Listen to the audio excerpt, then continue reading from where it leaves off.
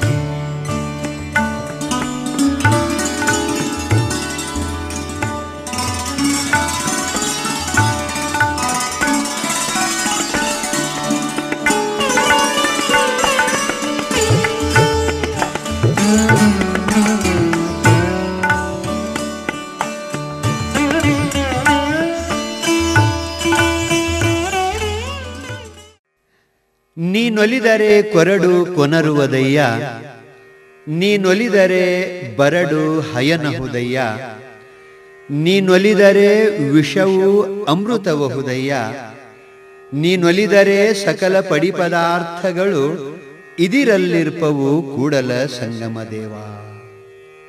ನಮಸ್ಕಾರ ಪೂಜ್ಯರಿಗೆ. ನಮಸ್ಕಾರ ಶರಣರ, ಬರ್ರಿ. ಏನ್ ಬಹಳ ದೂರ ಬಂದ್ರಲ್ಲ? ಏನಿಲ್ರಿ, ಊರಾಗ ದೇವ್ರಿಗೆ ಬಂದಿನ್ರ. ಹಂಗ ನಿಮ್ದು ಒಟ್ಟು ನೆನಪಾತು, ಭೇಟಿಯಾಗಿ ಹೋಗ್ಬೇಕಂತ ಬಂದ್. ಬಹಳ ಚಲೋ ಟೈಮ್ ಬಂದ್ರಿ. ಇಲ್ಲೇ ಬಸವಣ್ಣವರ ಒಂದು ವಚನ ನಾ ಇದೀಗ ಓದಲಾಕತ್ತಿದ್ನಿ. ಎಷ್ಟು ಸುಂದರವಾದಂತಹ ವಚನ. ಅದ್ಯಾವುದು ಅಂತಂದ್ರೆ ನೋಡ್ರಿ, ನೀನೊಲಿದರೆ ಕೊರಡು ಕೊನರುವುದಯ್ಯ,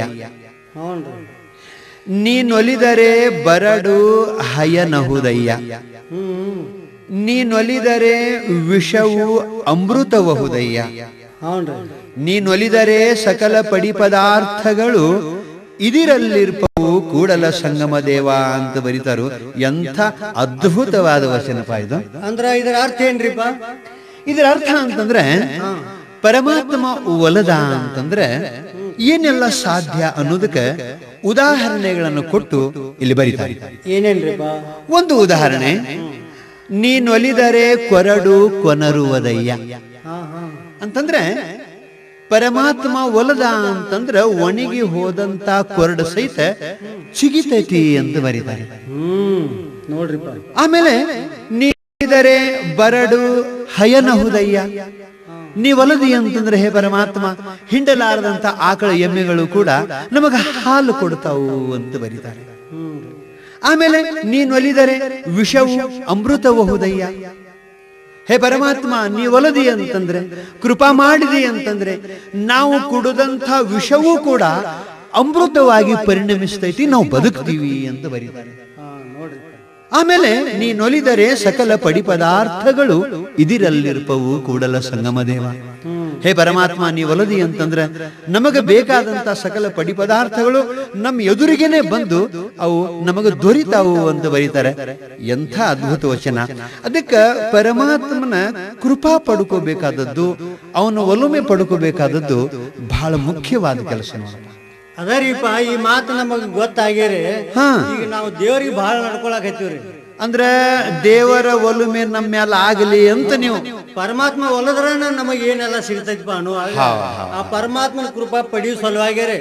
ಈಗ ನಾವು ದೇವ್ರಿಗೆ ಬಹಳ ಹೋಗ್ತೀವ್ರಿ, ಬಹಳ ನಡ್ಕೊಳಕತ್ತೀವ್ರಿ. ಈಗ ನಾವು ದೇವರಿಗೆ ಬಹಳ ಹೋಗ್ತೀರಿ, ಬಹಳ ನಡ್ಕೋತೀರಿ. ನಡ್ಕೋತೀವ ಅಂದ್ರೆ ನಿಮ್ಮ ಲೆಕ್ಕದೊಳಗ ದೇವರು ಬಹಳ ಅನ್ನೋದೈತೋ ಏನು ದೇವರಿಗೆ ಹೋಗುದು ಬಹಳ ಅಂತೀರೋ? ಅಲ್ರಿಪ್ಪ, ದೇವ್ರು ಬಹಳ ಅದಾವ್ರೆ, ಮತ್ತ ನಾವು ದೇವ್ರಿಗೆ ನಡ್ಕೊಳ್ಳೋದು ಬಹಳ. ಹೌದ್ರಿ, ದೇವರು ಬಹಳ, ನೀವು ನಡ್ಕೊಳ್ಳೋದು ಬಹಳ. ಹೌದಲ್ರಿ. ಯಾಕಪ್ಪ ಅಂದ್ರ ನೋಡ್ರಿ, ನಮ್ಮ ಮನ್ಯಾಗ ನನಗೆ ದೇವರಿಗೆ ಬಿಟ್ಟಾರಿಪ್ಪ. ಹ್ಞೂನ್ರಿ ನಿಮ್ ಮನ್ಯಾಗ ನಿನ್ನ ದೇವರಿಗೆ ಬಿಟ್ಟಾರು? ಹ್ಞೂನ್ರಿ ಮನೆ ಬಿಟ್ಟಾರ ಈಗ. ಹಂಗಾರ ತಮ್ಮ ನಿನ್ನ ದೈವ ಬಹಳ ಸುಮಾರಪ್ಪ. ಯಾಕ್ರಿ ಹಂಗ್ಯಾಕತ್ತೀರಿ? ನಿನಗ್ ಗೊತ್ತಿಲ್ಲ, ನಿಮ್ ಮನ್ಯಾಗ ದೇವರಿಗೆ ಬಿಟ್ಟಾರಪ್ಪ ಅಂದ್ರ ಇನ್ನ ನೀ ಬಹಳ ದಿವಸ ಭೂಮಿ ಮ್ಯಾಲ ಬದುಕಂಗಿಲ್ಲ. ಹಂಗೇನ್ ಅನ್ಬೇಡ್ರಿ, ಬಿಡುದ ಈಗ ಬಿಟ್ಟಾರಿಪ್ಪ. ಬಿಡವಲ್ರಕ್ಕ ನೀ ಬಹಳ ದಿವಸ ಬದುಕಂಗಿಲ್ಲ. ಯಾಕ ಅಂತಂದ್ರ ಯಾಕೆ ಬದುಕಂಗಿಲ್ರಿ? ನೋಡು, ದೇವರಿಗಂತ ಏನ್ ಬಿಟ್ಟಿರ್ತಾರಲ್ಲ, ಬಿಡ್ತಾರಲ್ರಿ, ಅದನ್ನ ಚಲೋ ಒಂದು ಮುಹೂರ್ತ ನೋಡಿ, ಅಮಾಸಿ ಹುಣ್ಣಿಮೆ ನೋಡ್ಕೊಂಡು, ಬೇಡ ಈ ನವರಾತ್ರಿ ನೋಡ್ಕೊಂಡು, ದಸರಾ ನೋಡ್ಕೊಂಡು ಅದನ್ನ ಮುಗಿಸಿ ಬಿಡ್ತಿರ್ತಾರ. ಹಂಗ ನಿಮ್ ಮನ್ಯಾಗ ನಿನ್ನ ದೇವರಿಗೆ ಬಿಟ್ಟಾರಂದ್ರ ಇನ್ನು ನಿನ್ನ ಮುಗಿಸ್ತಾರೋ. ಅದಕ್ಕೆ ನೀ ಬಹಳ ದಿವಸ ಭೂಮಿ ಮ್ಯಾಲ ಇನ್ನು ಬದುಕಂಗಿಲ್ಲ ಅಂತ ನೀವು ತಪ್ಪು ತಿಳ್ಕೊಂಡ್ರಿ. ಹಂಗ ಅಲ್ರಿ, ಈಗ ಆ ಕೋಳಿ ಕುರಿ ಅಂತ ಬಿಡ್ತಾರ, ಹಂಗ ಬಿಟ್ಟಾರ ತಿಳ್ಕೊಂಡ್ರಿ ನನ್ನ. ಮತ್ತ ನಿನ್ನ ಹ್ಯಾಂಗ ಬಿಟ್ಟಾರಪ್ಪ ನಿಮ್ ಮನ್ಯಾಗ? ನಮ್ಮಲ್ಲಿ ಪದ್ಧತಿ ಬೇರೆ ಐತಿರೋದ. ಹಂಗ ಈಗ ನೋಡ್ರಿ, ನಮ್ಮ ಮನ್ಯಾಗ ನಮ್ಮ ಅಣ್ಣತಾಮ್ರು ಬಹಳ ಮಂದಿ ಅದಾರ. ಹಿರಿಯರು ಏನ್ ಮಾಡ್ಯಾರಪ್ಪ ಅಂದ್ರೆ ಎಲ್ಲಾರಿಗೂ ಒಂದೊಂದು ಕೆಲಸ ನೇಮಿಸ್ಯಾರ. ಅದರಂತೆ ನನಗೇನ್ ನೇಮಿಸ್ಯಾರಪ್ಪ ಅಂದ್ರೆ, ತಮ್ಮ ನೀನು ಎದ್ದು ಕೂಡ್ಲಿ ಊರಾಗ ಎಷ್ಟು ದೇವ್ರ ಅದಲ್ಲ, ಎಲ್ಲಾ ದೇವ್ರಿಗೆ ಹೋಗ್ಬಾರಪ್ಪ, ಬಿಡಬೇಡ ಅಂತ ಹೇಳಿ ಹಿಂಗ ದೇವರಿಗೆ ಹೋಗುದು ನೇಮಿಸಿ ದೇವರಿಗೆ ಬಿಟ್ಟಾರ. ನಿಮ್ ಮನ್ಯಾಗ ನಿನಗ ದೇವರಿಗೆ ಹೋಗುದು ನೇಮಿಸಿ ಬಿಟ್ಟಾರ. ನೀವೇನ್ ಘಾತನ ಮಾಡ್ತಿದ್ರಲ್ಲ. ಅಂತೂ ಆ ಪ್ರಕಾರ ನೀನು ಎದ್ದು ಕೂಡ್ಲಿ ಎಲ್ಲಾ ದೇವ್ರಿಗೆ ಹೋಗ್ತೇನಪ್ಪ? ಹೌದಲ್ರಿ, ಎಲ್ಲಾ ದೇವ್ರಿಗೆ ಹೋಗ್ಕಂಡ್ರಿ, ಒಂದು ಬಿಡಂಗಿಲ್ಲ. ಬಿಡಂಗಿಲ್ಲ ಮತ್ತು ಬಿಡಬಾರ್ದ್ರಿ ಸಾಹೇಬರ. ಯಾಕಪ್ಪ? ನಿಮಗೊಂದು ಮಾತು ಹೇಳ್ತೇನ್ರಿ, ಒಮ್ಮೆ ದೇವರಿಗೆ ಹೋಗುದಪ್ಪ ಅಂದ್ರ ಎಲ್ಲಾ ದೇವ್ರಿಗೆ ಹೋಗ್ಬೇಕ್ರಿ. ಇಲ್ಲಪ್ಪ ಅಂದ್ರ ಒಮ್ಮೆ ಎಲ್ಲಾ ದೇವ್ರ ಬಿಟ್ಟು ಬಿಡ್ಬೇಕು. ಯಾಕಪ್ಪ? ಯಾಕಪ್ಪ ಅಂದ್ರ ನೋಡ್ರಿ, ಒಂದು ದೇವರಿಗೆ ಹೋಗಿ ಒಂದು ದೇವ್ರಿಗೆ ಹೋಗುದ್ ಬಿಟ್ರಿಪ್ಪ ಅಂದ್ರ ಆ ಬಿಟ್ಟು ದೇವ್ರ ಎದ್ದು ಕಾಡಕ್ ಹತ್ತಾವ. ದೇವ್ರ ಕಾಡಕ್ ಹತ್ತಾವ, ಏನಕ್ಕೇನಾರ ಬೇಡಕ್ ಹತ್ತಾವ.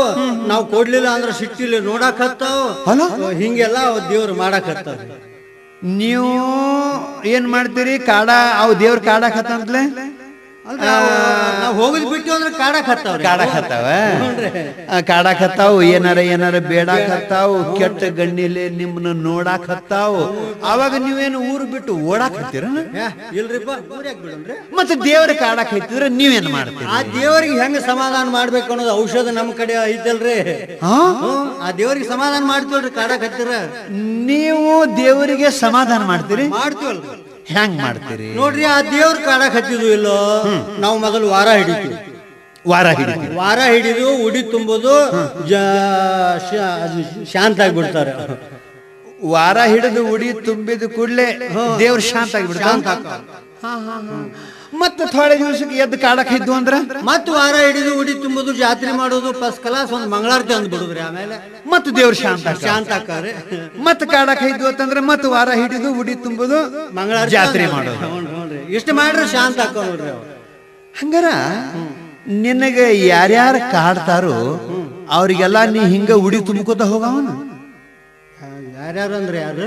ಈಗ ನಿಮ್ ಮನ್ಯಾಗ ನಿಮ್ಮ ಅಣ್ಣತಮ್ಮರು ಕಾಡಾಕೈತ್ರು ಅಂತಂದ್ರ ಬೇಡ, ನಿಮ್ಮ ದೋಸ್ತರು ನಿನ್ನ ಕಾಡಾಕೈತ್ರು ಅಂತಂದ್ರ ಬೇಡ, ಬೀಗರು ಕಾಡಾಕೈತ್ರು ಅಂತಂದ್ರ ಬೇಡ, ಈಗ ನಿಮ್ ಮನ್ಯಾಗ ನಿನ್ನ ಹೆಂಡತಿನ ಕಾಡಾಕೈತ್ಲು ಅಂತಂದ್ರ ಅವಾಗ ವಾರ ಹಿಡಿದು ಉಡಿನ ತುಂಬವ, ಜಾತ್ರೆನ ಮಾಡವ. ಏನ್ರಿ ಮನ್ಯಾಗ ಮತ್ತೆ ಅವಾಗ ಏನ್ ಮಾಡ್ತಿ? ಅವಾಗ ಏನಿಲ್ರಿ, ಅವ್ರಿಗೆ ಬೇಡಿದ್ದು ತಂದು ಕೊಟ್ರು ಸಾಕ್ರಿ, ಮನ್ಯಾನ ಅವ್ರು ಶಾಂತ ಆಕಾರ. ಅವ್ರ ಕಾಡಂಗಿಲ್ಲ, ಅವ್ರು ಶಾಂತ ಆಕಾರ. ಈಗ ವಾರ ಹಿಡಿದು ಉಡಿ ತುಂಬುದು ಮಾಡಂಗಿಲ್ಲ ಮನ್ಯಾಗ. ದೇವ್ರ ಕಾಡಕ್ ಇದ್ವು ಅಂತಂದ್ರ ಇವ್ರಿಗೆ ಹೆಂಗ ಸಮಾಧಾನ ಮಾಡ್ಬೇಕು ಅನ್ನೋದು ಗೊತ್ತೈತಿ, ಹಂಗ ಸಮಾಧಾನ ಮಾಡ್ಬಿಡ್ತೀರ. ನಿಮ್ ಮಾತು ಕೇಳಿ ನಗಬೇಕು ಏನು ಕುತ್ಕೊಂಡು ಅಳಬೇಕು ಗೊತ್ತಾಗಬಾರ್ದು. ಯಾಕ್ರಿ ಅಳುವಂಗ ಆಗಿತ್ತೇನ್ರಿ ನನ್ನ ಮಾತು? ಅಲ್ಲ ಮಾರಾಯ, ಈಗ ದೇವ್ರ ಕಾಡ್ತಾವು ಅಂತಿ. ಹೌದ್ರಿ, ವಾಸ್ತವಿಕ ವಿಚಾರ ಮಾಡಿ ನೋಡ್ರ ನಮ್ಮನ್ನ ದೇವ್ರ ಕಾಡಂಗಿಲ್ರಿ. ನಿಮ್ಮನು ಸಹಿತ ದೇವ್ರ ಕಾಡಂಗಿಲ್ಲ. ಅಲ್ರಿ, ನಮ್ಮ ಮನ್ಯಾಗ ಹೇಳ್ತಾರಲ್ರಿ ಹಿರಿಯಾರು. ಏನ್ ಹೇಳ್ತಾರೋ? ನಮ್ಮ ದೇವ್ರ ನಮಗ್ ಕಾಡ್ತಾವ ಅಂತ ಹೇಳ್ತಾರಲ್ರಿ. ದೇವ್ರ ಏನ್ ಕಾಡ್ತಾವ? ಬಸವಣ್ಣವ್ರು ಹೇಳ್ತಾರ, ವಿಶ್ವಗುರು ಬಸವಣ್ಣವ್ರು ಹೇಳ್ತಾರ, ನಿಮ್ಮನ್ನ ಯಾವ ದೇವರು ಕಾಡಂಗಿಲ್ಲಪ್ಪ, ನಿಮ್ಮನ್ನ ಕಾಡುದು ನಿಮ್ಮ ಪಾಪ ಕರ್ಮ. ನಮ್ಮ ಕರ್ಮ ಕಾಡ್ತತ್ರಿ. ಹೌದು, ಅದಕ್ಕಾಗಿ ಒಂದು ವಚನ ಬರೆದಾರ ಅವರು. ಏನ್ರಿಪ್ಪ ಅದು? ಅವ್ರಂತಾರು, ಮಾರಿ ಮಸಣಿ ಎಂಬಿವು ಬೇರಿಲ್ಲ ಕಾಣಿರು. ನೀವೇನ ಮಾರಿ ಮಸಣಿ ದುರ್ಗವ ದ್ಯಾಮವ ಲಕ್ಕವ ಲಗ್ಮವ ಕಾಡ್ತಾವ ಅಂತೇನ್ ತಲೆಯಾಗಿ ಇಟ್ಕೊಂಡು ಕೂತಿರ್ಲ, ಅವು ಯಾವೂ ಇಲ್ಲ ಅಂತ ಹೇಳಿ ಎಷ್ಟು ಚಂದ ಒಂದು ವಚನ ಬರೀತಾರೆ. ಮಾರಿ ಮಸಣಿ ಎಂಬಿವು ಬೇರಿಲ್ಲ ಕಾಣಿರೋ. ನಿಮ್ಮ ಕಂಗಳು ತಪ್ಪಿ ನೋಡಿದರೆ ಅದೇ ಮಾರಿ, ನಿಮ್ಮ ನಾಲಿಗೆ ತಪ್ಪಿ ನುಡಿದರೆ ಅದೇ ಮಾರಿ, ನಿಮ್ಮ ಇಂದ್ರಿಯಗಳು ತಪ್ಪಿ ವ್ಯವಹರಿಸಿದೊಡೆ ಅದೇ ಮಾರಿ, ಕೂಡಲ ಸಂಗಮ ದೇವನ ನೆನಹು ತಪ್ಪಿದೊಡೆ ಅದೇ ಮಾರಿ ನೋಡ, ಆ ಪಾಪವೇ ನಿಮ್ಮನ್ನು ಕಾಡುವುದು ನೋಡ ಅಂತ ಬರೀತಾರೆ ವಿಶ್ವಗುರು ಬಸವಣ್ಣ. ಬಸವಣ್ಣವ್ರು ಈ ಮಾತು ಹೇಳ್ತಾರೆ. ನಿಮ್ಮ ಪಾಪ ನಿಮ್ಮನ್ನ ಕಾಡ್ತತಿ. ನಿಮ್ಮ ಸಂಸ್ಕಾರಕ್ಕೆ ಅನುಸಾರವಾಗಿ ಮಾರಿ ಮಸಣಿ ದುರ್ಗವ ದ್ಯಾಮವ ಆಗಿ ನೀವು ಮಾಡಿದ ಪಾಪವೇ ನಿಮ್ಮನ್ನ ಕಾಡ್ತತಿ ಹೊರತು ದೇವರು ಕಾಡಂಗಿಲ್ಲ ಅಂತ ಹೇಳ್ತಾರೆ ಬಸವಣ್ಣವ್ರು. ಹೌದಲ್ರಿ? ನೋಡ್ರಿ, ಬಸವಣ್ಣವ್ರು ಅಂದ್ರೆ ಯಾರಪ್ಪ ಅಂದ್ರ ಅವ್ರು ಗುರುಗಳು ದೊಡ್ಡವ್ರು. ಅದನ್ನ ನಾವು ಒಪ್ತೀವಲ್ರಿ. ದೊಡ್ಡವ್ರು ಮತ್ತ ಅವ್ರ ಮಾತಪ್ಪ ಅಂದ್ರ ನಮಗೂ ನಿಮ್ಗೂ ಪ್ರಮಾಣ ಮಾತ. ಹೌದು, ಇದನ್ನ ನಾವು ಒಪ್ತೀವ್ರಿ. ಆದ್ರ ಬಸವಣ್ಣವ್ರ ಅಂದ್ರ ಗುರುಗಳು ದೇವ್ರಲ್ರಿ ಅವ್ರು. ಬಸವಣ್ಣವ್ರು ದೇವ್ರಲ್ರಿ, ಅವ್ರ ಗುರುಗಳು. ಈಗ ನಮಗ್ ಸ್ವತಃ ದೇವ್ರ ಬಂದ್ ಹೇಳ್ತಾರಲ್ರಿ, ದೇವ್ರ ಬಂದ್ ನಮಗ್ ಹೇಳ್ತಾವು ಆ ದೇವ್ರ ಕಾಡಕ್ ಹತ್ತಾವು ಅಂತ. ದೇವರ ಬಂದ್ ಕ್ಯಾರೆ ನಿನಗ್ ಹೇಳ್ತಾವಲ್ರಿ. ಆ ಮಾತು ಹೆಂಗ ಸುಳ್ಳತ್ತೀರಿ ನೀವು? ದೇವ್ರ ಎಲ್ಲಿ ಬಂದ್ ಹೇಳ್ತಾವಪ್ಪ? ನಮ್ಮಲ್ಲಿ ಊರಾಗ ಒಬ್ಬನ ಮೇಯಾಗ ಬಂದ್ ಹೇಳ್ತಾರ. ಒಬ್ಬನ ಮೇಯಾಗ ಬಂದ್ ಹೇಳ್ತಾವಲ್ರಿ ದೇವ್ರ ಹೇಳ್ತಾವಲ್ರಿ. ಮತ್ತ ಅವನ ಮೇಯಾಗ ಬರೋಕ್ಕಿಂತ ಮೊದಲ ಆ ದೇವ್ರ ಎಲ್ಲಿ ಹೋಗಿರ್ತೈತಿ? ಆ ದೇವ್ರ ಮತ್ ಬ್ಯಾರೆದವ್ರ ಮೇಯಾಗ ಹೋಗಿರ್ತೈತ್ರಿ. ಅತ್ಯಂತ ನಿಮ್ಮವ್ರ ಮೇಯಾಗ ಬಂದ ಕೆರೆ ನಿನಗೆ ಹೇಳ್ತೈತಿ. ಏನ್ ಹೇಳ್ತೈತಿ?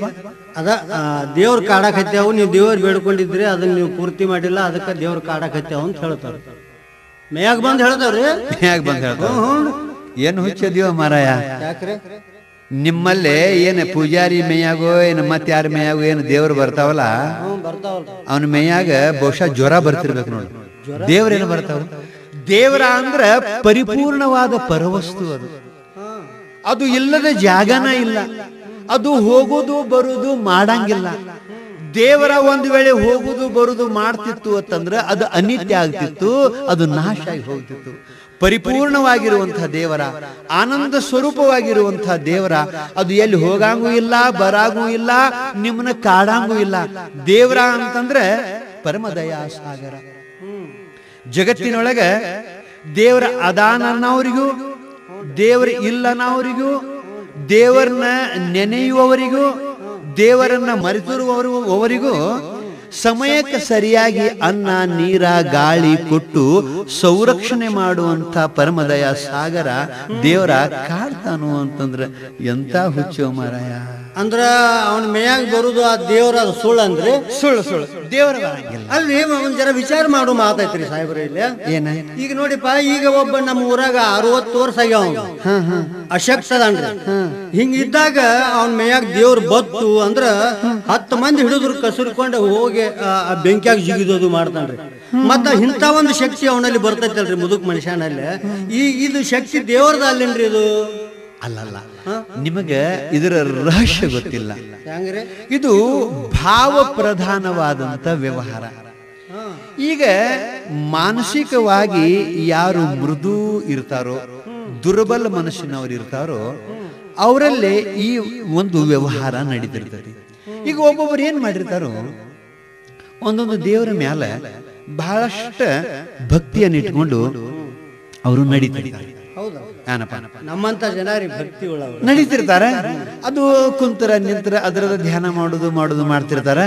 ಅದು ಒಮ್ಮೊಮ್ಮೆ ಏನಾಕತಿ ಅವ್ರಿಗೆ ಅದು ದೇವರ ಮೇಯಾಗ ಬಂದಂಗ ಒಂದೊಂದು ಭಾವನೆಗಳು ಅವರಲ್ಲಿ ಮೂಡಾಕತ್ತಾವ. ಇದು ಭಾವನಾ ಪ್ರಧಾನವಾದಂತ ವ್ಯವಹಾರವೇ ಹೊರತು ವಾಸ್ತವಿಕ ದೇವರ ಹೋಗುದು ಬರುದು ಮಾಡಂಗಿಲ್ಲ. ಹೌದ್ರಿ? ಅಂತೂ ದೇವರ ಮೇಯಾಗ ಬರುದು ಸುಳ್ಳ. ಇದು ದುರ್ಬಲ ಮನಸ್ಸಿನವರು, ಮೃದು ಮನಸ್ಸಿನವರು ಯಾರ ಇದ್ರಂದ್ರೆ ಅವ್ರ ಮೇಲೆ ಹಂಗ ಪ್ರಯೋಗ ಆಗತಿರ್ತೈತಿ. ಈಗ ನೋಡಪ್ಪ, ನಿನಗೊಂದು ಭಾವನಾ ಪ್ರಧಾನವಾದದ್ದು ಅನ್ನೋದು ಹೇಳ್ತಾನು. ಈಗ ಒಬ್ಬ ಮನುಷ್ಯ ಇರ್ತಾನ, ಅವ ಬಹಳ ಅಶಕ್ತ ಇರ್ತಾನ. ಅವಂಗೂ ಒಮ್ಮೊಮ್ಮೆ ಸಿಟ್ಟು ಬಂತು ಅಂತಂದ್ರೆ 10 ಮಂದಿ ಹಿಡಿದ್ರು ತಡಿಲಾರದಷ್ಟು ಜಿಗದಾಡ್ತಿರ್ತಾರ. ಅಂದ ಬಳಿಕ ಸಿಟ್ಟು ಅನ್ನೋದು ಒಂದು ಭಾವನಾ. ಅದು ಆವೇಶದೊಳಗ ಆ ಮನುಷ್ಯ ಬಂದ ಅಂತಂದ್ರ, ಸಿಟ್ಟಿನ ಭಾವನೆ ಒಳಗ ಬಂದ ಅಂತಂದ್ರ ಹಂಗ ಕ್ರಿಯಾ ನಡೀತಿರ್ತತಿ. ಹಂಗ ದೇವರ ಆವೇಶ ಅವನಲ್ಲಿ ಬಂತು ಅಂತಂದ್ರ ಆ ರೀತಿಯಾದಂತ ಕ್ರಿಯಾ ನಡೀತಿರ್ತತಿ. ಅಷ್ಟ ಅಲ್ಲ, ನಿನಗೆ ಹೇಳ್ತಾನು ಒಬ್ಬೊಬ್ಬರಿಗೆ ಈಗ ದೇವ್ ಬಡಿತು ಅಂತಂತಿರ್ತಾರೆ, ಗೊತ್ತೈತಿ? ಅವು ಬರ್ತಾವಲ್ರಿ ಮ್ಯಾಗ. ದುರ್ಬಲ ಮನುಷ್ಯನ ವ್ಯವಹಾರ. ಈಗ ದುರ್ಬಲ ಮನುಷ್ಯನವರು ಯಾರು ತೀರ್ಕೊಂಡಾಗ ಅದನ್ನ ನೋಡಿದ್ರು ಅಂತಂದ್ರೆ ಸ್ವಲ್ಪ ಹೆದರಿಕೆ ಅವರಿಗೆ ಬಂದಿತ್ತು ಅಂತಂದ್ರೆ, ಅವ್ರ ಕ್ರೂರವಾದಂತ ರೂಪ ಅವರಿಗೆ ಮನಸ್ಸಿನಾಗ ಕುಯ್ತು ಅಂತಂದ್ರೆ, ರಾತ್ರಿ ಹಗಲಿ ಅದ ಸ್ಮರಣೆಗೆ ಬರಾಕತ್ತೈತಿ. ಕತ್ಲಾತು ಅಂತಂದ್ರೆ ಹೊರಗೆ ಬರಾಕ ಅಂಜಲಾಕತ್ತಾರು. ಅಂತದ್ರೊಳಗೆ ಅವರಿಗೆ ಜ್ವರ ಪರ ಬಂದು ಏನಾದ್ರು ಸೇರಿದ್ವು ಅಂತಂದ್ರೆ, ತಿಂಗಳಾನಗಟ್ಲಿ ನಿದ್ದೆ ಆಗ್ಲಿಲ್ಲ ಅಂತಂದ್ರೆ ಅದ ಆವೇಶ ಬಂದು ಬಿಡ್ತೈತಿ, ಬಡಬಡ್ಸಾಕತ್ತಾರು. ಹಿಂಗಾಗಿ ಭೂತ್ ಬಡಿತು, ದೇವ್ ಬಡಿತು ಅಂತ ಜನ ಅನ್ನಕತ್ತಾರು. ಇವೆಲ್ಲ ದೇವರು ಬರುವುದಾಗಲಿ, ಸಿಟ್ಟಿನ ಮನುಷ್ಯನಲ್ಲೇ ಆ ಒಂದು ಪ್ರಕ್ರಿಯೆ ನಾವು ನೋಡೋದಾಗಲಿ, ಅಥವಾ ಈಗ ದೇವ್ ಬಡಿತು ಅನ್ನೋದಾಗಲಿ, ಇವೆಲ್ಲ ಭಾವನಾ ಪ್ರಧಾನವಾದ ವ್ಯವಹಾರವೇ ಹೊರತು ಮತ್ತೊಂದೇನಿಲ್ಲ. ಅದಕ್ಕೆ ದೇವರು ಬರ್ತಾವೋ ಮತ್ ಹಂಗ ಹೇಳ್ತಾವೋ, ದೇವ್ರ ನಿಮ್ಮನ್ನ ಕಾಡ್ತಾವ ಅನ್ನೋ ಮಾತು ಸುಳ್ಳಪ್ಪ. ಇದು ಸುಳ್ಳು ಅಂದ್ರೆ ಈಗ ನೋಡ್ರಿ, ಇವರು ದುರ್ಬಲ ಮನುಷ್ಯನ ಅವ್ರು ಇರ್ತಾರೋ, ಹಿಂಗ ಭಾವನಾ ಪ್ರಧಾನವಾಗಿ ಹಿಂಗೆಲ್ಲ ಆವೇಶದೊಳಗೆ ಮಾಡ್ತಾರೋ, ಖರೆ ದೇವ್ರು ಬರಂಗಿಲ್ಲ ಅನ್ನೋ ಮಾತು ಹೇಳಿರಿ ನೀವು. ಈಗ ಒಬ್ಬೊಬ್ರು ಈಗ ನಮಗ್ ಜ್ಯೋತಿಷ್ಗಾರ ಅಂತ ಅದಾರ ನೋಡ್ರಿ, ಪಂಚಾಂಗ ಹೇಳವ್ರಿ. ಆ ಜ್ಯೋತಿಷ್ಗಾರು ಇದ ಮಾತು ಹೇಳ್ತಾರಲ್ರಿ, ನಾವ್ ಅಲ್ಲಿ ಹೋಗಿ ಕೇಳಾಕ್ ಹತ್ತಾನ, ಯಾಕೋ ನಮಗ್ ಕಾಡಾಕ್ ಹತ್ತೈತ್ರಿ ಅಂತ ಹೇಳಿ ಅವ್ರ ಕಡೆ ವಾದಿವ್ ಅಂದ್ರ ಅವ್ರು ನಮಗ್ ಹೇಳ್ತಾರು, ನೀವ್ ಏನೋ ದೇವ್ರಿಗೆ ಬೇಡ್ಕೊಂಡಿದ್ದು ಮರ್ತಾರಿ, ಅದಕ್ಕ ದೇವ್ರ ಕಾಡಾಕ್ ಹತ್ಯಾವು ಅಂತ ಹೇಳಿ ಜ್ಯೋತಿಷಗಾರು ಹೇಳ್ತಾರಲ್ರಿ. ಅವ್ರ ಮಹಾನ್ ಪಂಡಿತರು ಇರ್ತಾರೆ. ಏನು ಪಂಡಿತರು ಮಾರಾಯ, ಜ್ಯೋತಿಷಗಾರ ಸುದ್ದಿ ಹೇಳ್ತಾನೆ ಕೇಳು. ಜ್ಯೋತಿಷಗಾರರ ಏನ್ ಮಾಡ್ತಾರು ಅಂತ ಕೇಳಿದ್ರೆ, ಹೇಳಬಾರದನ್ನ ಹೇಳಿ ಎಷ್ಟು ಜನರಿಗೆ ಗೋಳಕ್ಕೆ ಕೆಡುತ್ತಾರಂದಿ ನೀನು. ಹೌದ್ರಿ, ಜ್ಯೋತಿಷ ಶಾಸ್ತ್ರ ಅಂತಂದ್ರೆ ನಾ ಸರ್ವತಾ ತಿರಸ್ಕಾರ ಮಾಡಂಗಿಲ್ಲ. ಪಾಪದ ಭೀತಿಯನ್ನು ಹುಟ್ಟಿಸಿ ಪುಣ್ಯ ಕಾರ್ಯಗಳ ಕಡೆಗೆ ಜನರನ್ನ ಪ್ರವೃತ್ತಿ ಮಾಡಿಸಬೇಕಾದದ್ದು ಆ ಕೆಲಸವೇ ಹೊರತು ಸುಮ್ಕನ ಏನಾರ ಹೇಳಿ ಭಯ ಹುಟ್ಟಿಸ್ತಾರೋ. ಇದಕ್ಕೊಂದು ಉದಾಹರಣೆ ಹೇಳ್ತಾನೆ ಕೇಳು. ಹುಬ್ಬಳ್ಳಿ ಒಳಗ ಜಗದ್ಗುರು ಸಿದ್ಧಾರೂಢರು ಇದ್ದ ಕಾಲಕ್ಕೆ ಒಂದು ಪ್ರಸಂಗ ನಡೀತು. ಯಾವ್ದ್ರಿಪ್ಪ ಅದು? ಸಿದ್ಧಾರೂಢರ ಅನೇಕ ಭಕ್ತರಿದ್ರು. ಅದರಲ್ಲಿ ಒಬ್ಬರ ಮನೆಯೊಳಗೆ ಬಹಳ ದಿವಸಕ್ಕೆ ಒಂದು ಗಂಡು ಮಗು ಹುಟ್ಟಿತು. ಸಿದ್ಧಾರೂಢ ಭಕ್ತರವರು ಒಂದು ಗಂಡು ಮಗು ಹುಟ್ಟಿತು. ಅವಾಗ ಇಟ್ಟು ಖುಷಿ ಆತು ಅಪ್ಪಗ. ಅವ ಓಣಿ ತುಂಬ ಪೇಡೆ ಹಂಚಿದ, ನನಗೊಂದು ಮಗು ಹುಟ್ಟಿತು, ಬಹಳ ದಿವಸಕ್ಕೆ ನನಗೊಂದು ಮಗು ಹುಟ್ಟಿತು ಅಂತ ಹೇಳಿಕಾರೆ ಅವನ ಆನಂದಕ್ಕ ಪಾರ ಇರ್ಲಿಲ್ಲ. ಅಷ್ಟು ಖುಷಿ ಆದ, ಖುಷಿ ಪಟ್ಟ. ಆ ಬಳಿಕ ಒಂದು 3-4 ದಿವಸ ಹೋದ ಬಳಿಕ ಆ ಮಗನ ಭವಿಷ್ಯದ ಬಗ್ಗೆ ವಿಚಾರ ಮಾಡಬೇಕು, ಅವ ಹುಟ್ಟಿದ ಮುಹೂರ್ತ ಹೆಂಗೈತಿ ನೋಡ್ಬೇಕು ಅಂತ ಹೇಳಿ ಜ್ಯೋತಿಷಗಾರ ಕಡೆ ಹೋದ. ನೋಡ್ರಿ, ಅಲ್ಲೇ ಹೋಗ್ಬೇಕ್ರಿ. ಅದೇ ಅವ ಹೋದ. ಹೇಳ್ತಾನ, ನೋಡ್ರಿ ಪಂಡಿತರೇ, ನಮಗೊಂದು ಈ ಟೈಮ್ಗೆ ಒಂದು ಗಂಡು ಮಗು ಹುಟ್ಟೈತಿ, ಅವನ ಭವಿಷ್ಯ ಹಂಗತ್ ಹೇಳ್ರಿ, ಅವ ಹುಟ್ಟಿದ ಗಳಿಗೆ ಹೆಂಗತ್ ಹೇಳ್ರಿ ಅಂತ ಹೇಳಿ ಕೇಳಿದ. ಟೈಮ್ ಅದು ಸರಿಯಾಗಿ ಹೇಳಿದ, ಹುಟ್ಟಿದ ಮಗು ಹುಟ್ಟಿದ ಟೈಮ್ ಹೇಳಿದ. ಅವಾಗ ಅವ ಪಂಡಿತರು ಪಂಚಾಂಗವನ್ನು ತೆಗೆದು ಬಹಳಷ್ಟು ಗಣಿತ ಹಾಕಿ ಒಂದು ಲೆಕ್ಕ ತೆಗೆದ್ರು. ಅವ್ರಂತಾರ, ತಮ್ಮ ನಾ ಇದನ್ನ ಹೇಳಬಾರ್ದು, ನೀ ಕೇಳಬಾರ್ದು, ಸುಮ್ಮ ಮನೆಗೆ ಹೋಗಿಬಿಡು ಅಂತ ಅಂತಾರ ಪಂಡಿತರು.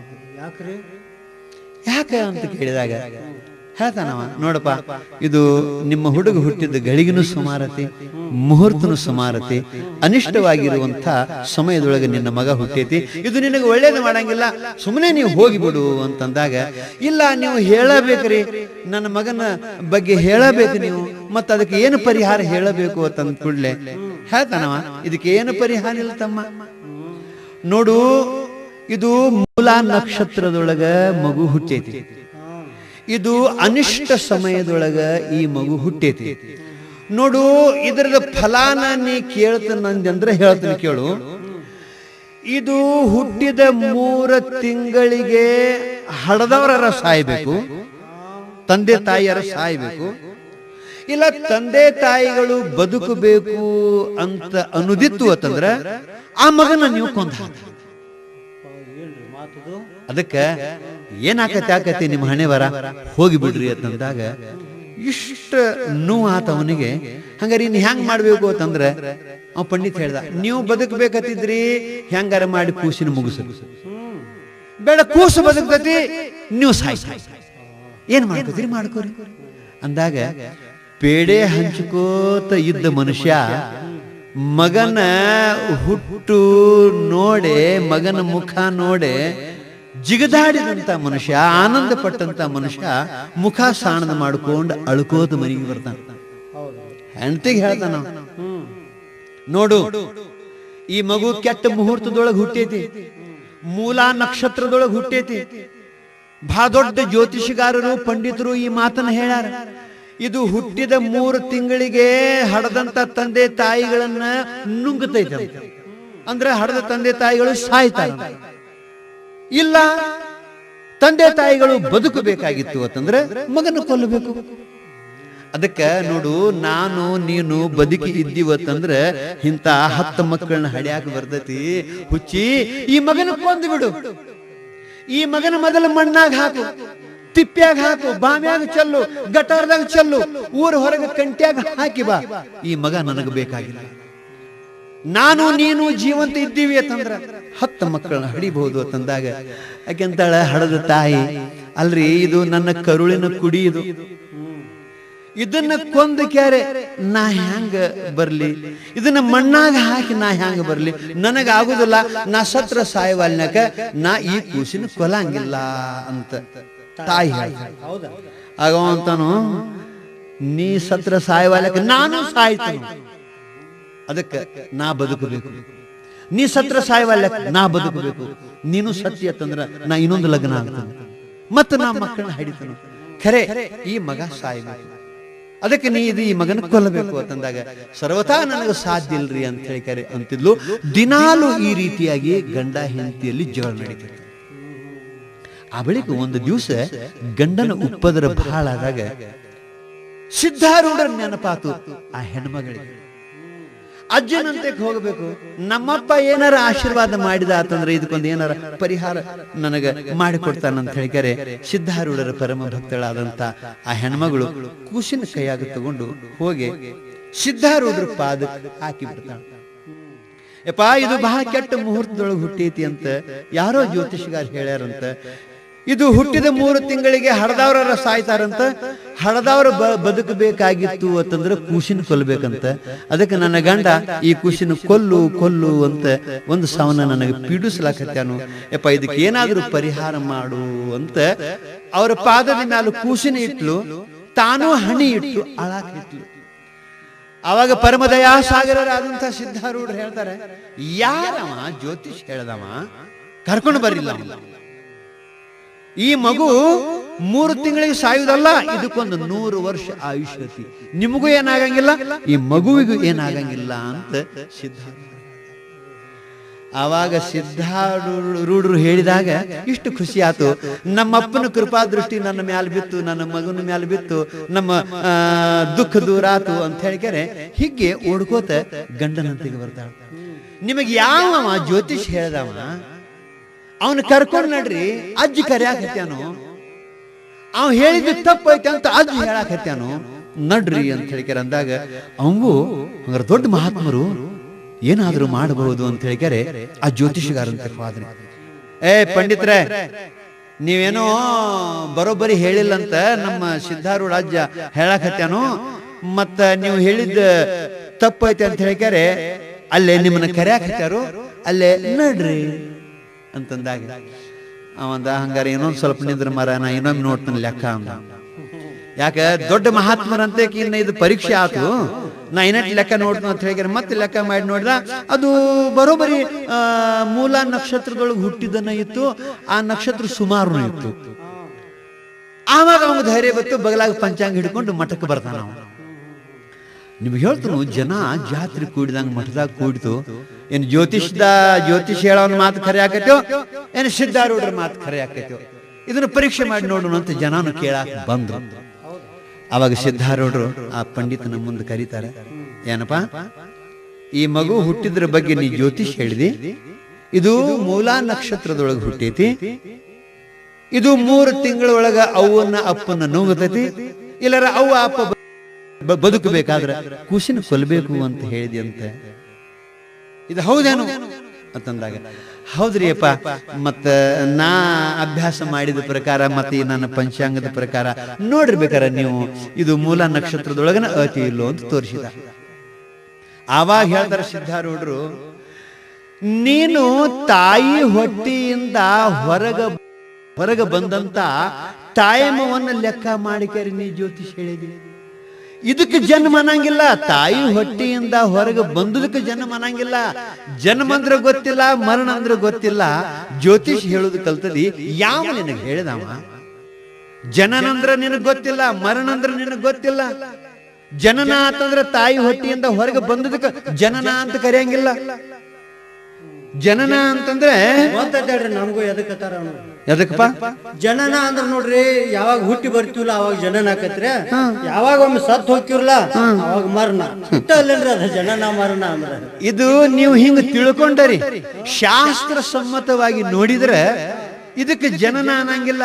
ಜನನ ಅಂತಂದ್ರೆ ಯಾವಾಗ ಜೀವಾತ್ಮ ಈ ಸ್ಥೂಲ ದೇಹವನ್ನ ಧಾರಣ ಮಾಡ್ತಾನೋ ಅದಕ್ಕೆ ಜನ್ಮ ಅಂತ ಕರೀತಾರೆ. ಅದು ಯಾವಾಗ ಆಗಿರ್ತತಿ ಅಂತ ಕೇಳಿದ್ರೆ, ಈ ಗಂಡ ಹೆಂಡತಿ ಏನು ಸಮಾಗಮ ಮಾಡ್ತಾರಲ್ಲ, ಏನಪ್ಪ, ಯಾವಾಗ ಹೆಣ್ಮಗಳಿಗೆ ಗರ್ಭ ನಿಲ್ಲತೈತಲ್ಲ, ನಿಂತಾಗ ಆವಾಗ ಜೀವ ಏನ ಆ ಗರ್ಭದೊಳಗ ಪ್ರವೇಶ ಆಗ್ತೈತಲ್ಲ, ಯಾವಾಗ ಸ್ಥೂಲ ದೇಹ ತಾಯಿ ಹೊಟ್ಯಾಗನ ಧಾರಣ ಮಾಡ್ತೈತಲ್ಲ, ಆವಾಗನ ಅದ್ರ ಜನ್ಮ.